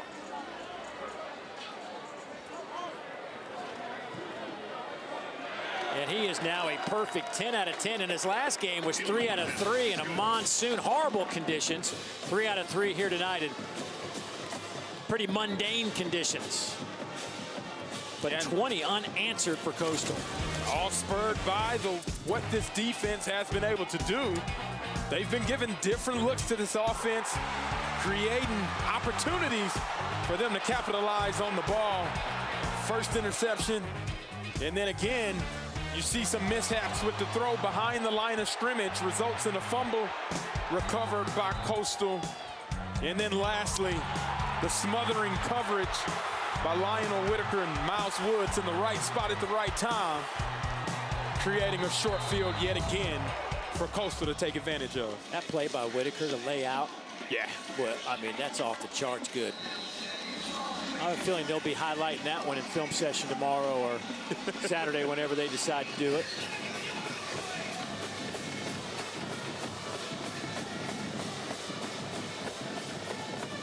But Marshall's a team that has been producing second best numbers in terms of points off turnovers this season in the FBS, but Coastal tonight has answered the call there. Here's Turner Bradshaw about a yard deep. Flag comes in. A couple of flags come out.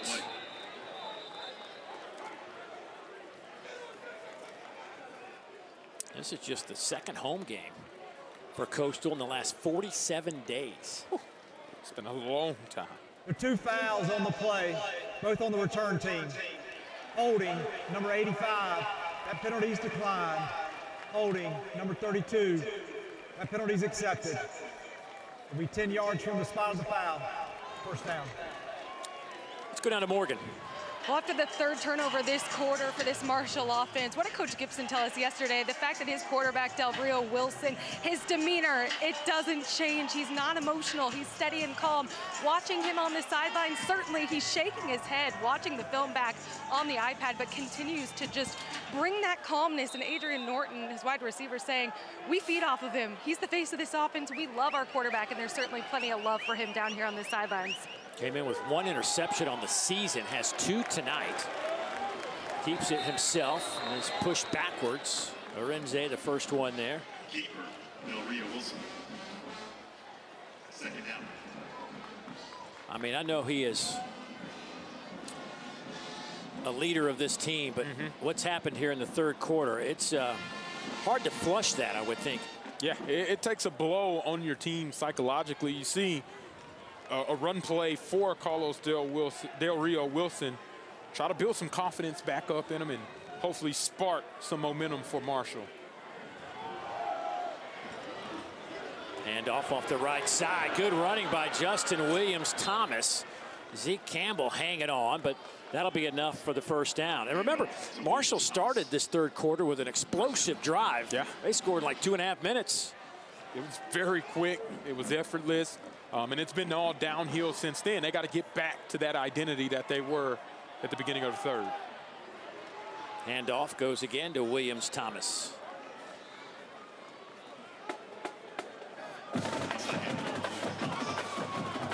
Marshall up over 270 yards of offense. Coastal's put up 336 to this point.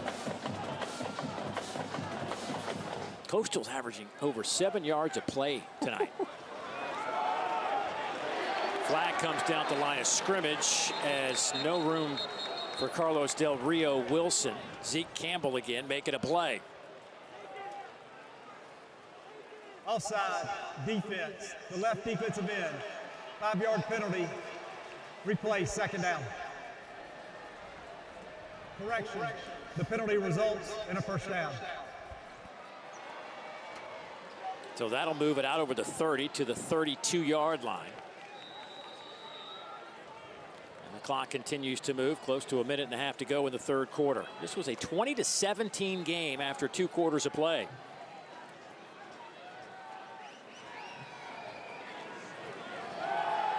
Quick hitter to the outside. They get it to Floyd Lacey, and Floyd lost the football, but it bounces out of bounds.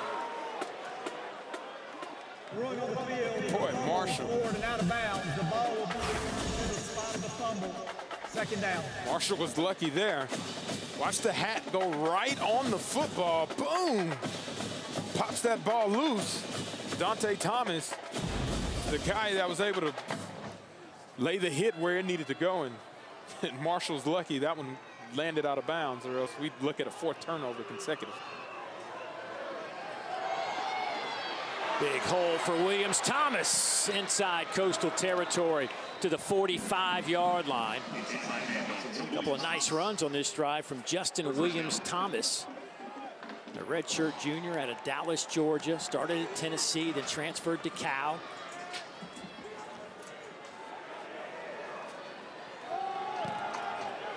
Again, Williams-Thomas hit by Gordon. But a good gain on first down, give him 5. He picked up a couple first downs. Marshall's able to play with a little tempo. And this is when they start humming and creating some explosives.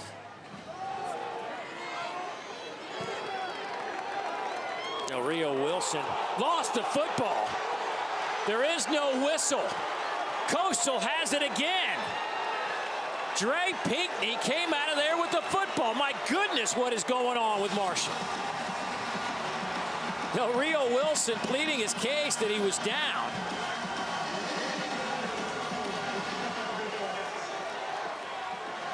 Fighting for that extra yardage. This opportunistic defense by Coastal is able to rip it free. It's Coastal's night on turnovers because the ball goes directly to Dre Pinckney. As we take a look at the replay, securing the ball there, but coming in on the backside at the end of this play is Lunan. You see, he gets his hand right on it, strips it out as it looks like Carlos Del Rio Wilson is still up on his feet. And Dre Pinckney, right place at the right time, finishing off with that Coastal turnover, the 4th one on consecutive drives. After our replay officials looked at that probably a few times, they said it was a fumble, so play on. Simpkins with the carry off the left side. 4 turnovers in the third quarter. 2 fumbles, 2 interceptions, allowing Coastal to take a 10-point advantage. 15 more minutes coming up on the other side. That's the end of the third quarter.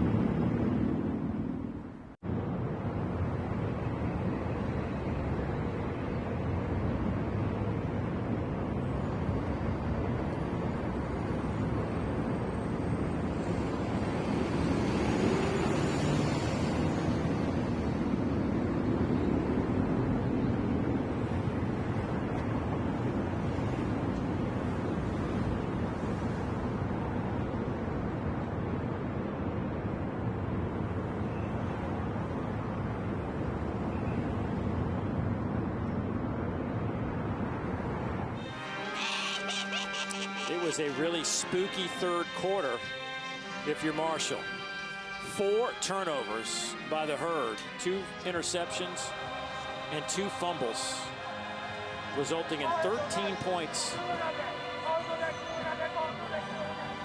Matter of fact, opponents had just 16 points off turnovers all season long against Marshall this year, and 13 here tonight. Obviously, with an opportunity for more right now for this Coastal team as they lead it by 10. Looking at a 2nd and 10, we begin the 4th quarter. Collier going to throw, pressure. Has room over here on the near side, and he'll get out of bounds right at midfield.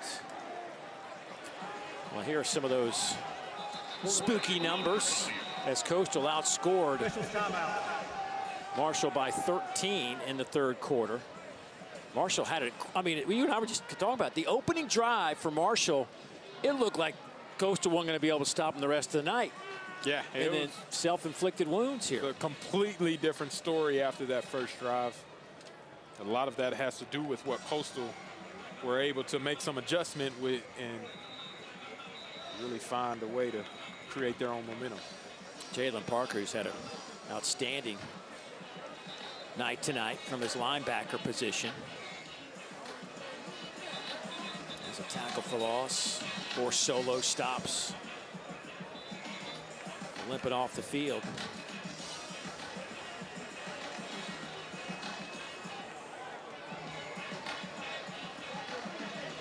That opening drive by Marshall, they went 6 plays, 75 yards in 2 minutes and 15 seconds.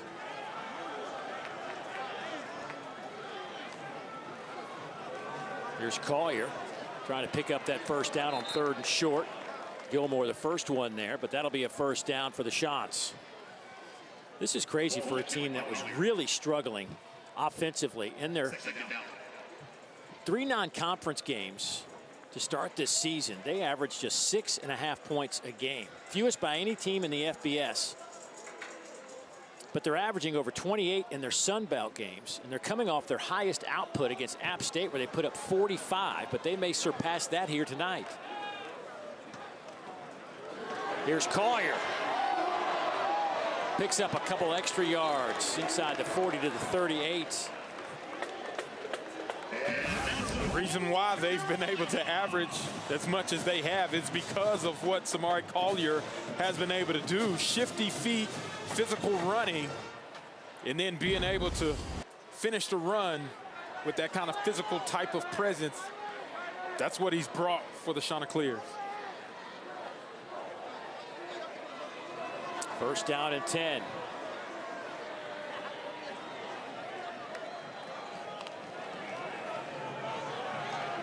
Flag comes out. A couple of flags come out. Cannon Lewis in on that tackle.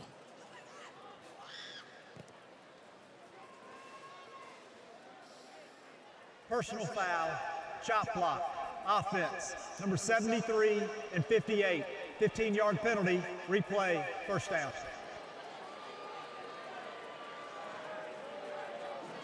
A couple of our officials spotted the chop block.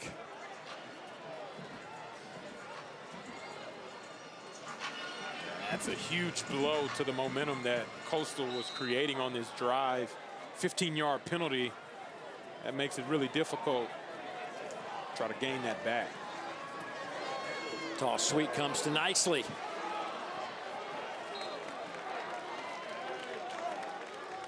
Alameen brings him down, a gain of 11.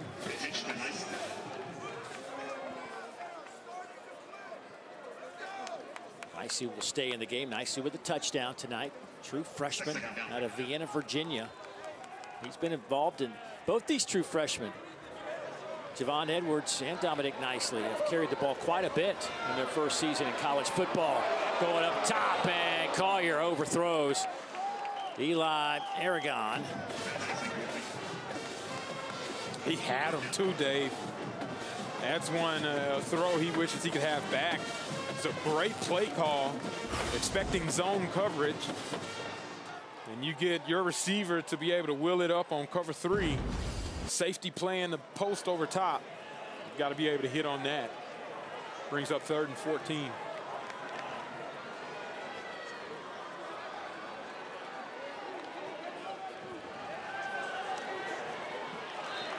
Just throws it in to this surf turf.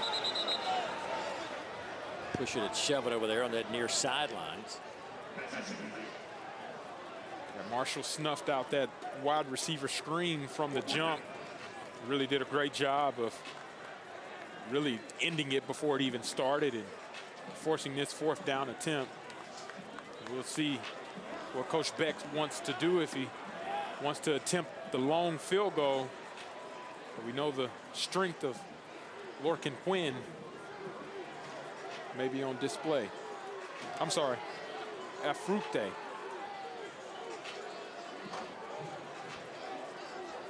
This Coastal team rallied from 14 down to beat App State last week. They were down 10 3 times. Game, offense, 5-yard penalty, 4th down.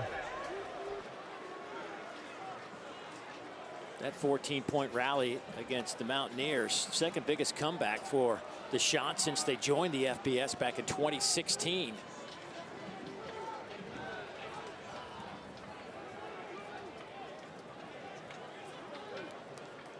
So Floyd Lacey will stand back at the 10-yard line. Sibafunde back to punt for the Shots. Well, he hammers this one. It'll hit inside the 5, and it'll trickle in to the end zone. So Marshall will get the football. They're down 10 here in the 4th quarter. Back after this.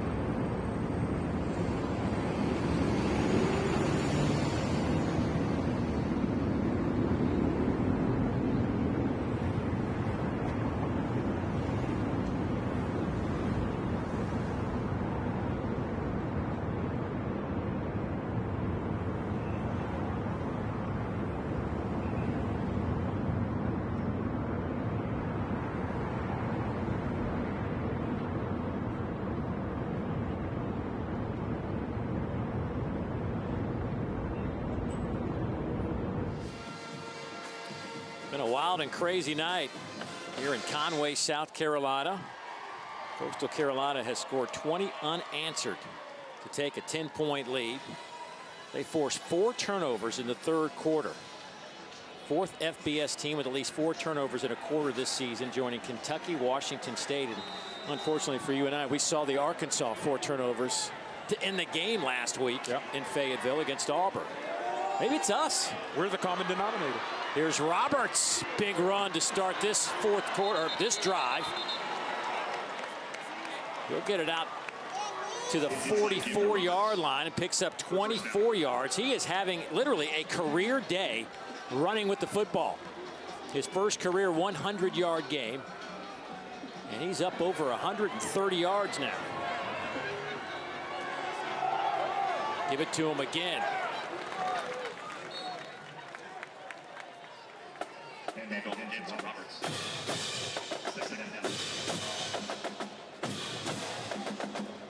Boy, Marshall's really running the ball well tonight. 234 yards on the ground. Pass is caught there. Out to midfield, and that'll make it a third down and about 4. Good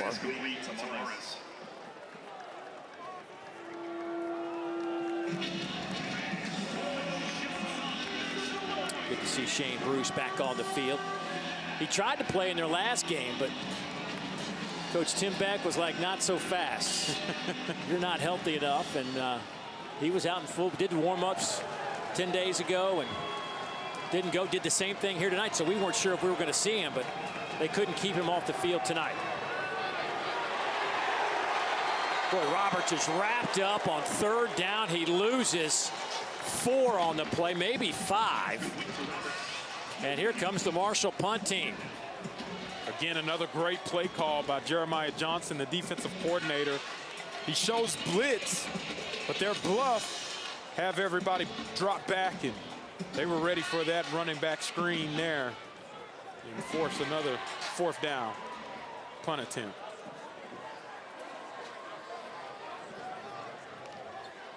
Here is Nathan Totten to punt it away. Boy, this is a good booming kick. Fair catch called for inside the 10-yard line. 10-point game, 10:28 to play in the 4th.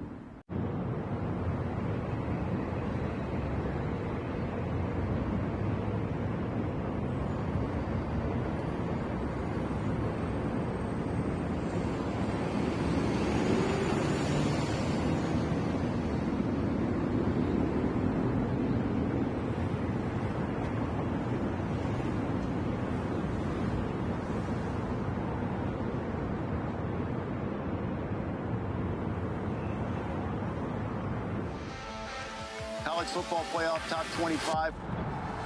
We got brackets to talk about. A lot of movement. Wide open. The top 25 rankings reveal and 12-team CFP projection. Tuesday on ESPN.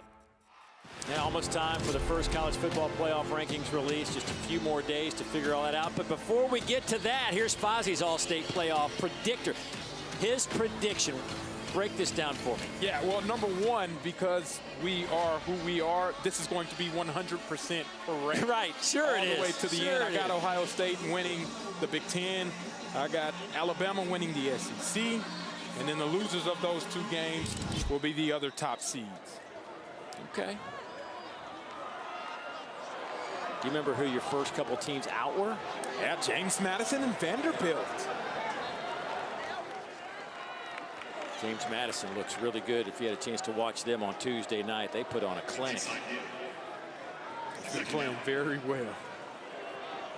Jalen John in the game at running back. The UMass transfer had over 500 yards with the Minutemen last year. Low snap. Here's John. He spins into some traffic. Again, I mean, as we got ready for this game, we spend most of our time in the SEC, and there are transfers there, plenty of them, but nothing like this game. 131 combined transfers between these two teams. That is nuts. Yeah, it's crazy, and to see the way that they've been able to put chemistry together and have a culture, it's been really impressive to see on both sides of the ball with so many new faces in the rotation of players that come in from year to year. Third down. Collier going to throw for it, and it is dropped right through the hands of Cameron Wright. It'll be fourth down. To finish that thought about these transfers, Marshall, though, felt it bigger than anybody last year when Charles Huff finished the season and decided to go down to Southern Miss. Yep. 50 Marshall players entered the portal. 21 of those landed in Hattiesburg. Yeah. I mean, look at all the entrants into the portal this past season. 3,500. 3,500. That's crazy.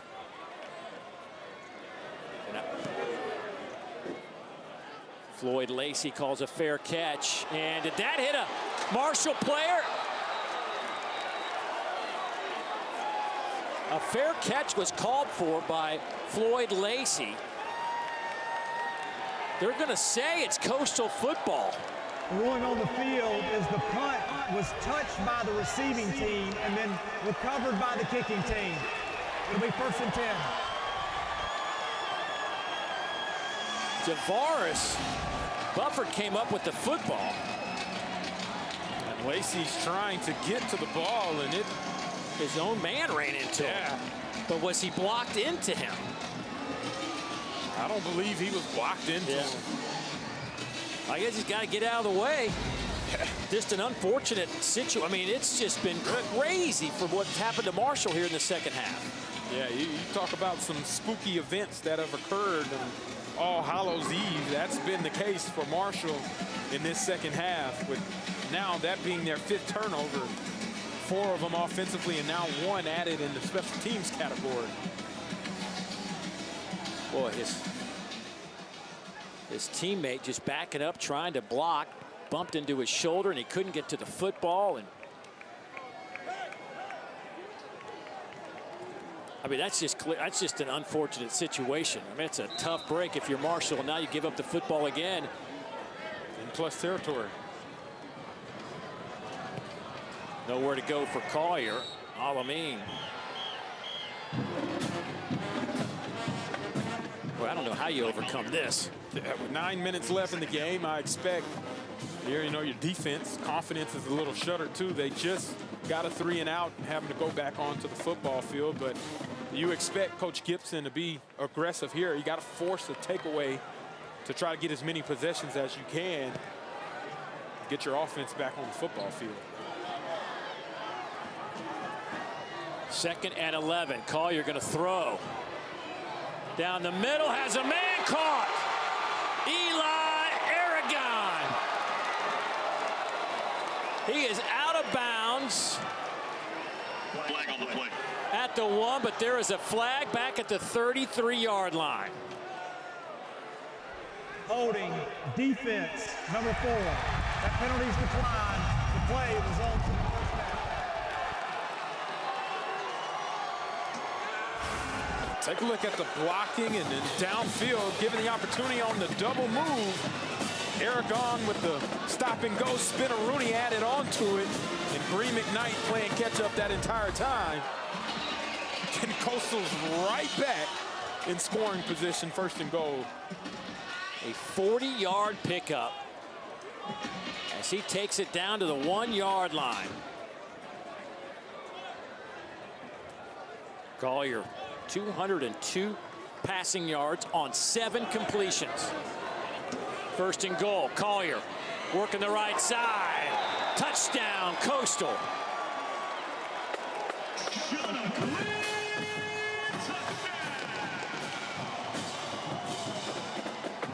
Second half has been a different ball game for this Coastal football team. They're playing complementary football on all 3 phases now. And Collier being able to put that stamp on that drive as the points off of takeaways keeps adding up.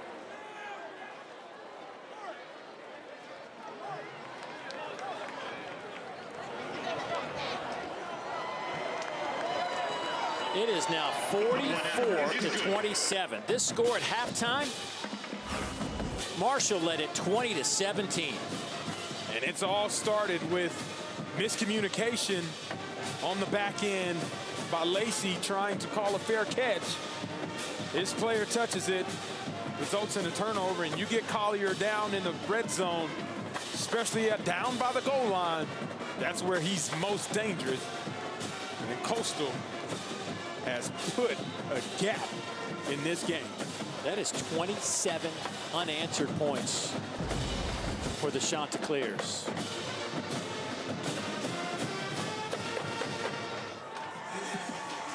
First 7 games, 6 turnovers for Marshall, 5 tonight. They always say turnovers come in bunches, or they come in droves. 5 of them, I think, is a pretty good number.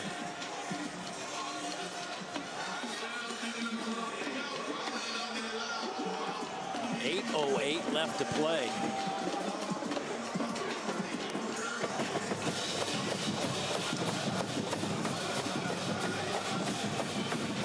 Both these teams 4-3 overall. Both with just 1 loss in Sun Belt play. Hey, well, the next UFC Fight Night is Saturday exclusively on ESPN+. The prelims begin at 4 Eastern, 1 o'clock Pacific from the Apex in Las Vegas, followed by the main card at 7 and highlighted by the featherweight main event you can watch on the all-new ESPN app. Coming your way Saturday night, 7 o'clock Eastern time.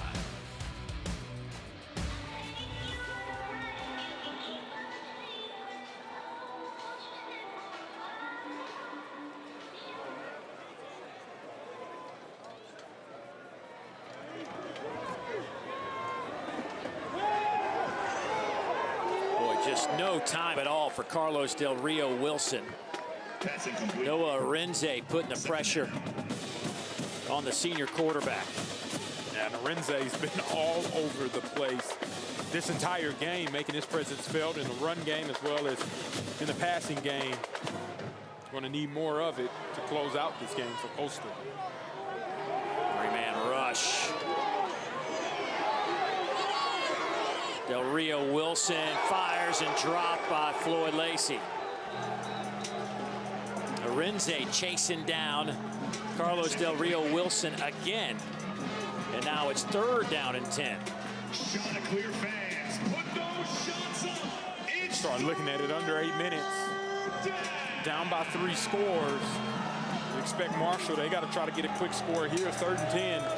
It's not the opportune distance, but picking up this first down is critical in this game. Del Rio Wilson trying to take it himself. He's out over the 30, but shy of the 35, which is where he needed to go. Boy, 7:42 and counting on the clock, and Tony Gibson looks like he's going to bring his punt team back on the field. Well, you're just not going to get many possessions. Yeah, it's heavy fake area. If Coach Gibson has a fake in his arsenal and they've prepared for it, this might be the opportunity that they call it to try to get that possession and score that they need. Rice and Graves back at the 20-yard line to return. Low line drive punt that will hit at the 30 and takes a big bounce. Scooped up there by Graves and really nowhere to go. He'll be dropped inside the 10. But a 17-point advantage for Coastal Carolina. Under 7 to play here in Conway.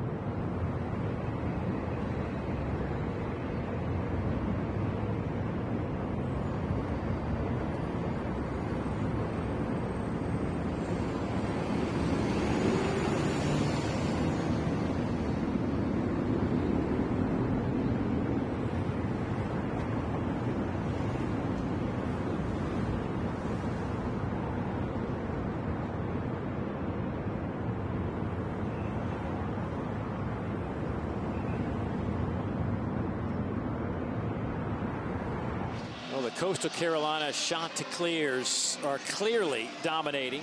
You see their points, 44 most against Marshall in the short history of these two teams facing each other, and it's the second most they've scored this season. They put up 45 against Appalachian State 2 Saturdays ago, 45-37. They win that one, and now they're backed up, though. They're going to try to chew up this clock. Up 17. We'll hand it off to Jalen John. Hannon Lewis making a tackle for the Thundering Herd. Both these teams came in tied basically for second place in the Sun Belt East Division. Jason James Madison.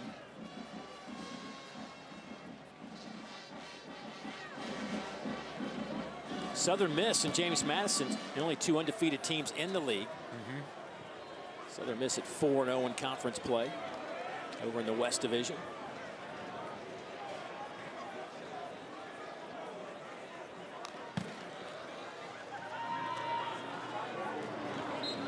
Charles Huff did a marvelous job with Marshall last year. I know maybe it didn't end the way that people wanted it to end, perhaps, but won them a Sun Belt championship on their way out. He goes to Southern Miss. They won one game last year. Now they're in the hunt to play for a Sun Belt championship this year. It's been crazy, the transfer portal, not only for players, but for coaches too within the Sun Belt Conference. It's made a big difference. Well, he did take quite a bit of the Marshall guys that played on that Sun Belt championship team with him down to Hattiesburg. Expect quarterback draw here. Put the ball in Collier's hands. It's been great on third down. Here comes some pressure. Collier hit as he throws. Lofted in the air. Bounces off a player and falls to the surf turf. Incomplete. Pass incomplete. Cam Smith back there. That ball just kind of hung up in the air. Collier's thinking that took forever to get to the ground.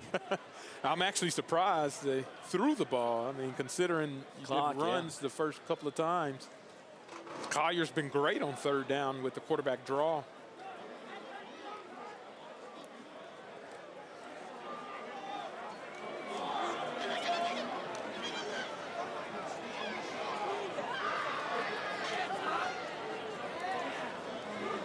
Pressure comes, punt gets away. Lacey looked like he stumbled. Got his cleat caught in that turf, but hung on to the football, and that's where Marshall will have it. Well, here's a look at that Sun Belt leaderboard as we were talking about. Southern Miss, I forgot about Troy, by the way. What a job that's going on down in Troy, Alabama right now. Not the prettiest seasons last year, but they have got it going in the right direction. James Madison 5-0. There is Coastal and Marshall, both of them with one loss. Somebody's going to walk out of here right now. Marshall looks like they're going to be the team to go 2-2 in the league. They better find something quick, fast, in a hurry. The other surprise here is seeing Texas State at 0-4. Bobcats have been really impressive the last few years under G.J. Kinney. Former teammate. They're heading off Texas State, heading off to the Pac-12 next year. Yeah.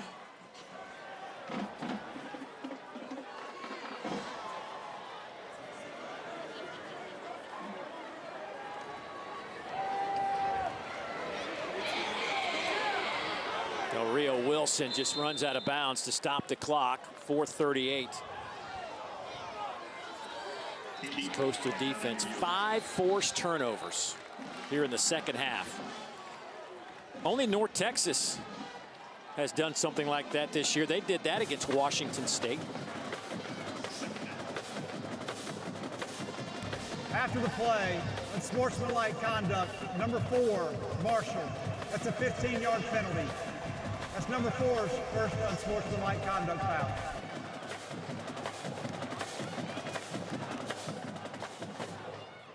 Tony Gibson having a little chat with Lacey, the senior out of Birmingham. Started at North Alabama, then Jacksonville State before going to Marshall. Boy, this has been a frustrating second half. I mean, I don't even think that's the right word to use. I don't even know how you would describe this. Pass caught shy of the 50 by Turner Bradshaw. That has complete for Turner Bradshaw. You got to expect here soon. They got to take some shots downfield to be able to get the ball into the end zone. You're starting to run out of clock with 4 minutes left in this game. I understand it's third down, but you need to get some chunk yardage to put yourself in scoring position.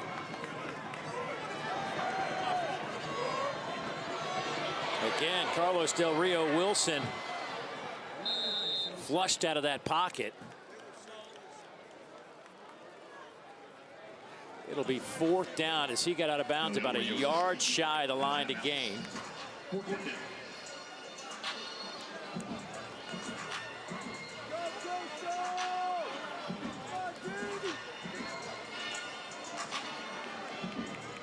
This clock continues to tick down, 3.5 minutes.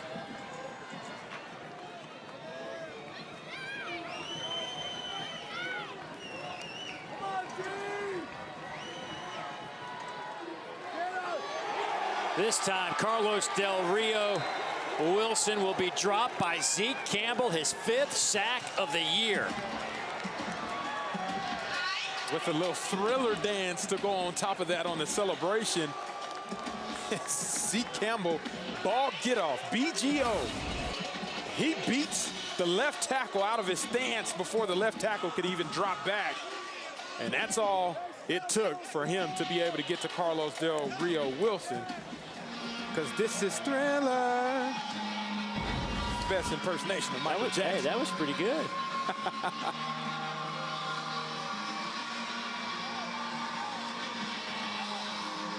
Well, the streak of 3 straight games with 200 or more passing yards, 75 or more rushing yards will come to an end tonight for Carlos Del Rio Wilson, as Edwards gets the handoff there.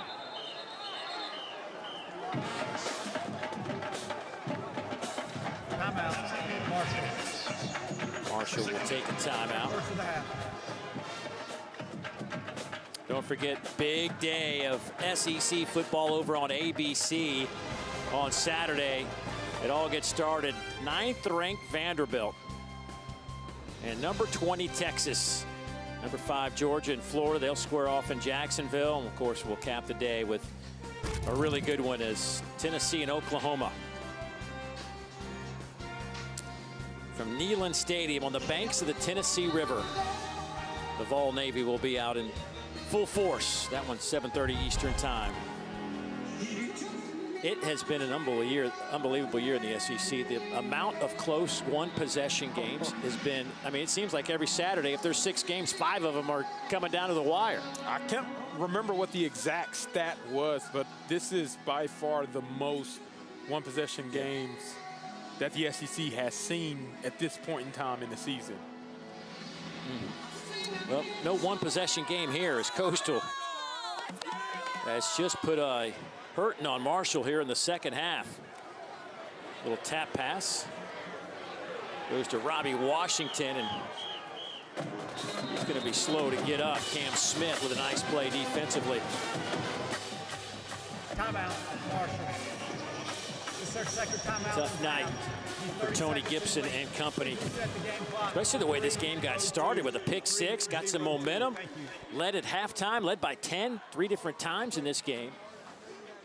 But Tony Gibson in his first year, he's been in the coaching business for 30 years, long time, defensive coordinator. That's Coastal Carolina trying to get to that championship game. Now, they'll finish the season with James Madison. So if they can continue to run the table here in the Sun Belt, and James Madison does the same thing, the championship berth will come down to November 29th. Yeah, and that'll be a game to watch, as a lot will be on the line at the end of the year for that final week of regular season football play.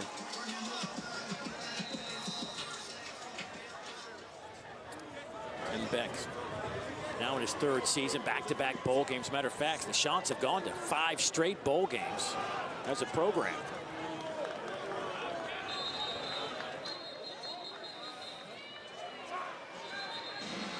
Boy, a lot of pushing and shoving going on after these plays. It's their 3rd and final timeout. It'll be 30 seconds in the wait. Frustration setting in. I do want to add one thing about this Chanticleer offense, the game plan that Coach Hollingshead had using quads, right? 3 receivers out to the right, and then they had a tight end also on the same side, and then running plays opposite of that. I thought was beautiful utilization of what Marshall's defense wants to do, and using it against them was phenomenal execution.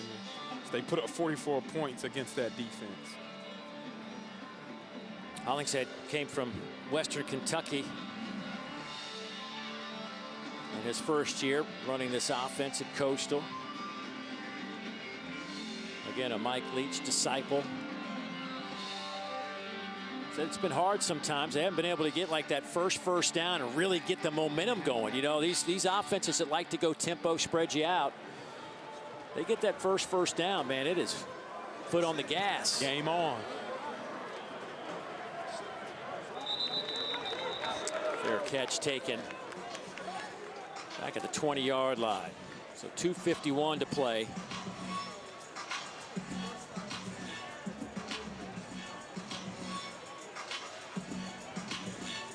Del Rio Wilson, 17 of 27, just 113 yards through the air. He has rushed it 17 times for just 40 yards.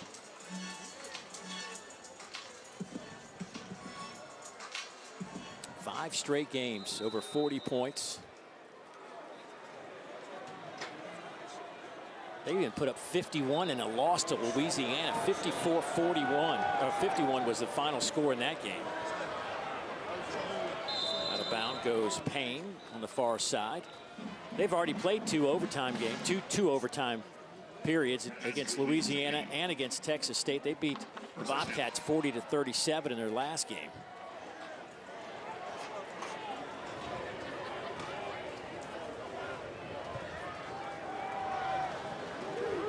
There's the tight end, Payne.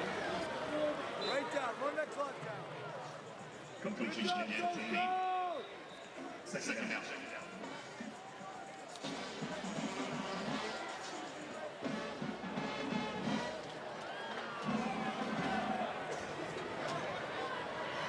Boy, Del Rio Wilson hit as he let that football go.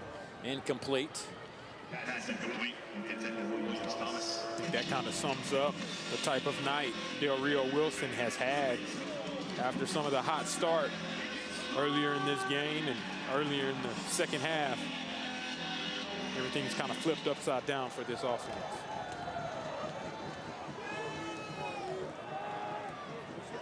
That'll be good enough for the first down as Justin Williams-Thomas takes it out to midfield. And that'll get us to the 2-minute timeout. 1:59 to play. Coastal just try to close this one out. Game clock operator, please set the game clock for 2 minutes. 2:00.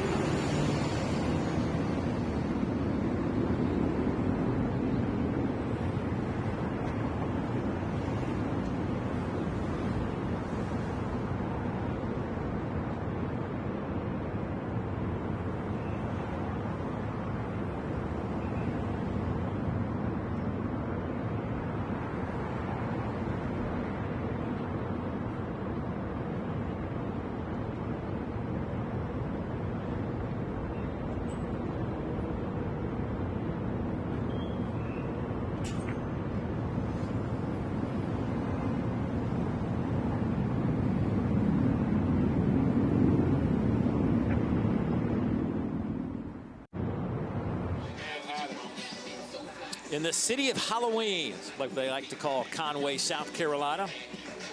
They are celebrating Halloween maybe a day early after what has been an explosive second half, mainly behind 5 turnovers created by this Coastal team. Lead at 44-27.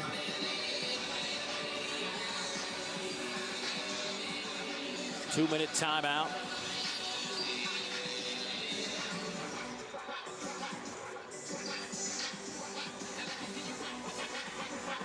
It has been a tough night for that man, Carlos Del Rio Wilson. And look, Marshall's got to shake this one off. Absolutely. They get James Madison next week. That one is, again, through the hands of a Marshall receiver. That time, Turner Bradshaw couldn't hang on to it.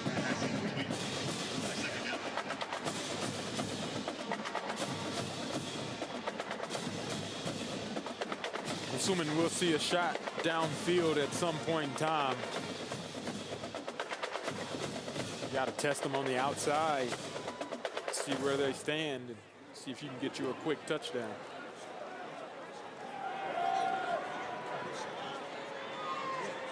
Del Rio Wilson trying to get out of bounds. He will do so. Lunan will chase him out of bounds. 1:47 on the clock. Quarterback keeper.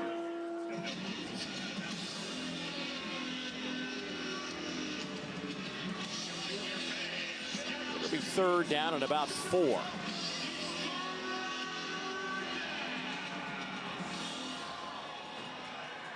Coastal gets Georgia State next week.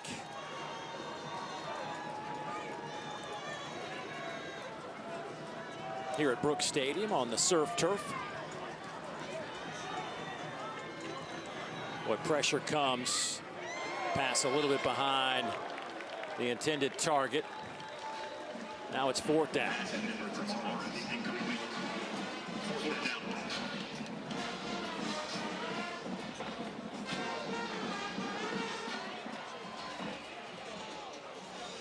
Saw Toby Payne early on this drive catch a couple passes.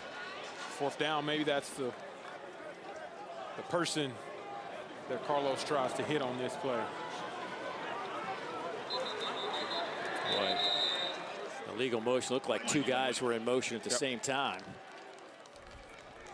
False start, offense. Not all 11 players were set prior to the snap. 5-yard penalty, still 4th down.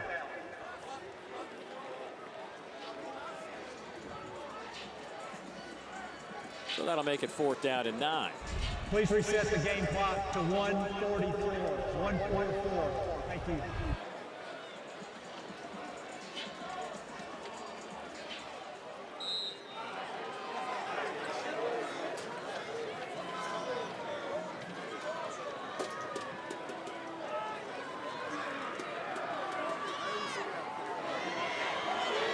Rio Wilson trying to run for it, makes a nice cutback, and oh, a big collision at the 35-yard line. He will have the 1st down.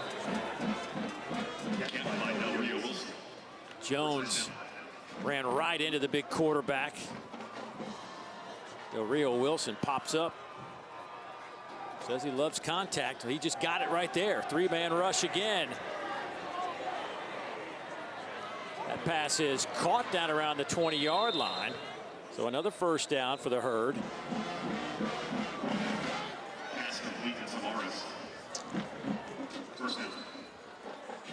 Marshall's now up over 400 yards of offense. Coastal's put up 411 tonight.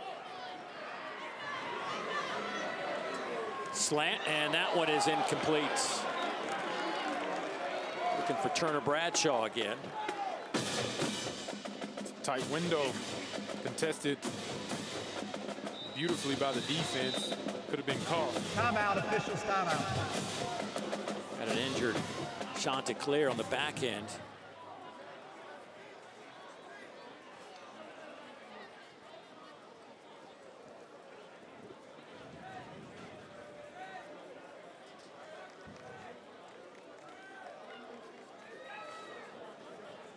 Tony Gibson going to have to play some mind games with his guys to get them to flush this one. See what's coming up with James Madison and Georgia State, App State, and they finish up with Georgia Southern. That James Madison game is going to be a critical one that they try to bounce back and kind of reset who they are and get back to the fundamentals. Coming off kind of that long stretch, a little mini bye week per se, considering they didn't have a game this past Saturday. Shaking off the cobwebs may be what they need in order to get back into the rhythm that they saw themselves before this game. Well, Tony Gibson and Tim Beck have faced each other a lot at NC State when they were respective coordinators. Yep. For those 3 seasons in Raleigh, and the first time they get to face each other as opposing head coaches. 2 ultra competitive men.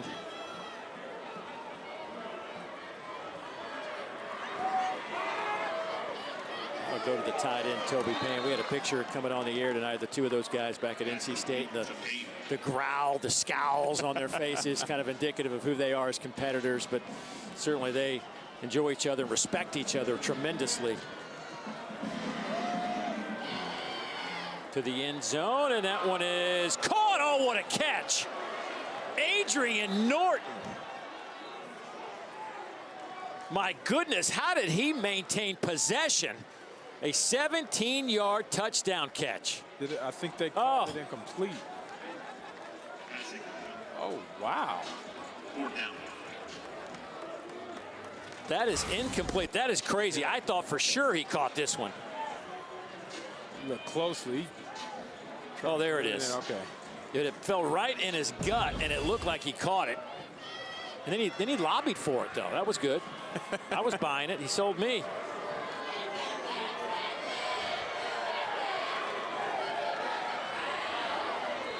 Del Rio Wilson.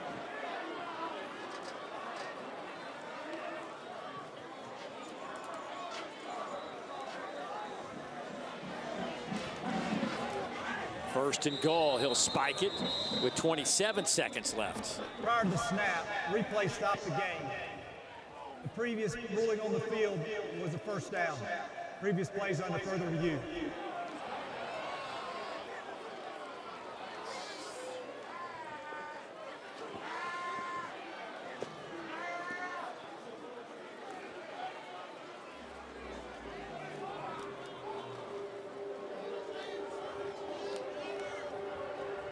Well, we'll try to spin back and see if that was a first down.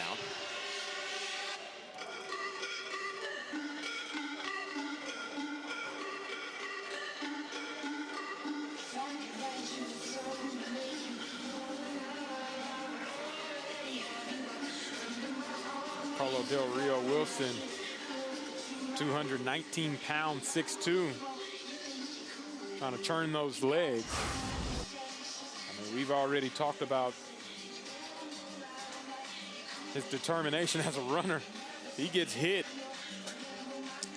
well short of the first down and drives those legs. His knee is very close to touching the ground before the line of game. After further review, the runner was short of the line to gain. The ball will go over on downs to Coastal Carolina. First down. Well, there you go. And that'll do it for Coastal Carolina. Boy, what a turn of events. Trailed by as many as 10 on 3 separate occasions in the first half. Game clock operator, please reset the game clock to 33 seconds. 33 but seconds. the Chants responded. They closed this game out on a 27-0 run after Marshall led it 27-17. with 12:46 to go in the third quarter. Of course, aided by 5 Thundering Herd turnovers, including 4 in a row on 4 consecutive possessions. They got the turnovers, but Samari Collier is the reason why Coastal was able to punch it in and put those points on the board. 8 completions and 196 yards for Collier.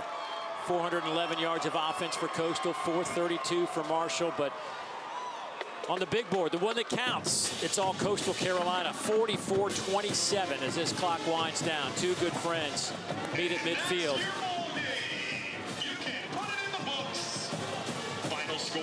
So Marshall will go to 4-4. Coastal goes to 5-3. Let's go down to Morgan.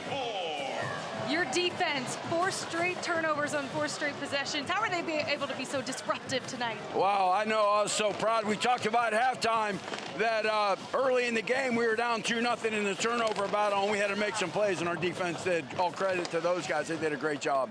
You've talked about your quarterback, Samari Collier, the way that he's a gamer. Where did you see that most in his game tonight? I mean, just all day, right? He never panicked.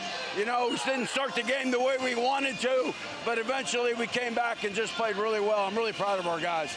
Everything's still out in front of you for this team. What will you take from this game as you look to build on it? Well, I mean, winning's hard. This is a very good football team. I got a lot of respect for Coach Gibson and Marshall and what they did. It was a really hard-fought game by 2 good football teams. We're going to enjoy it tonight, and we got to move on to the next one. Thank you, Coach. Congrats. Thank you. Appreciate you. And the next one is Georgia State. Your thoughts on where Coastal's going from here? Yeah, well, if they play like they did today, complimentary football, that'll get you places in the Sun Belt and an opportunity to play for championships. Well, they win it 44-27. They go on a fantastic run to close this one out. So for Morgan Uber, Fozzie Whitaker, and the rest of our exceptional ESPN crew, I'm Dave Neal saying thanks for joining us. Saying so long from Conway, South Carolina, where the shot declares win it big over the Thundering Herd.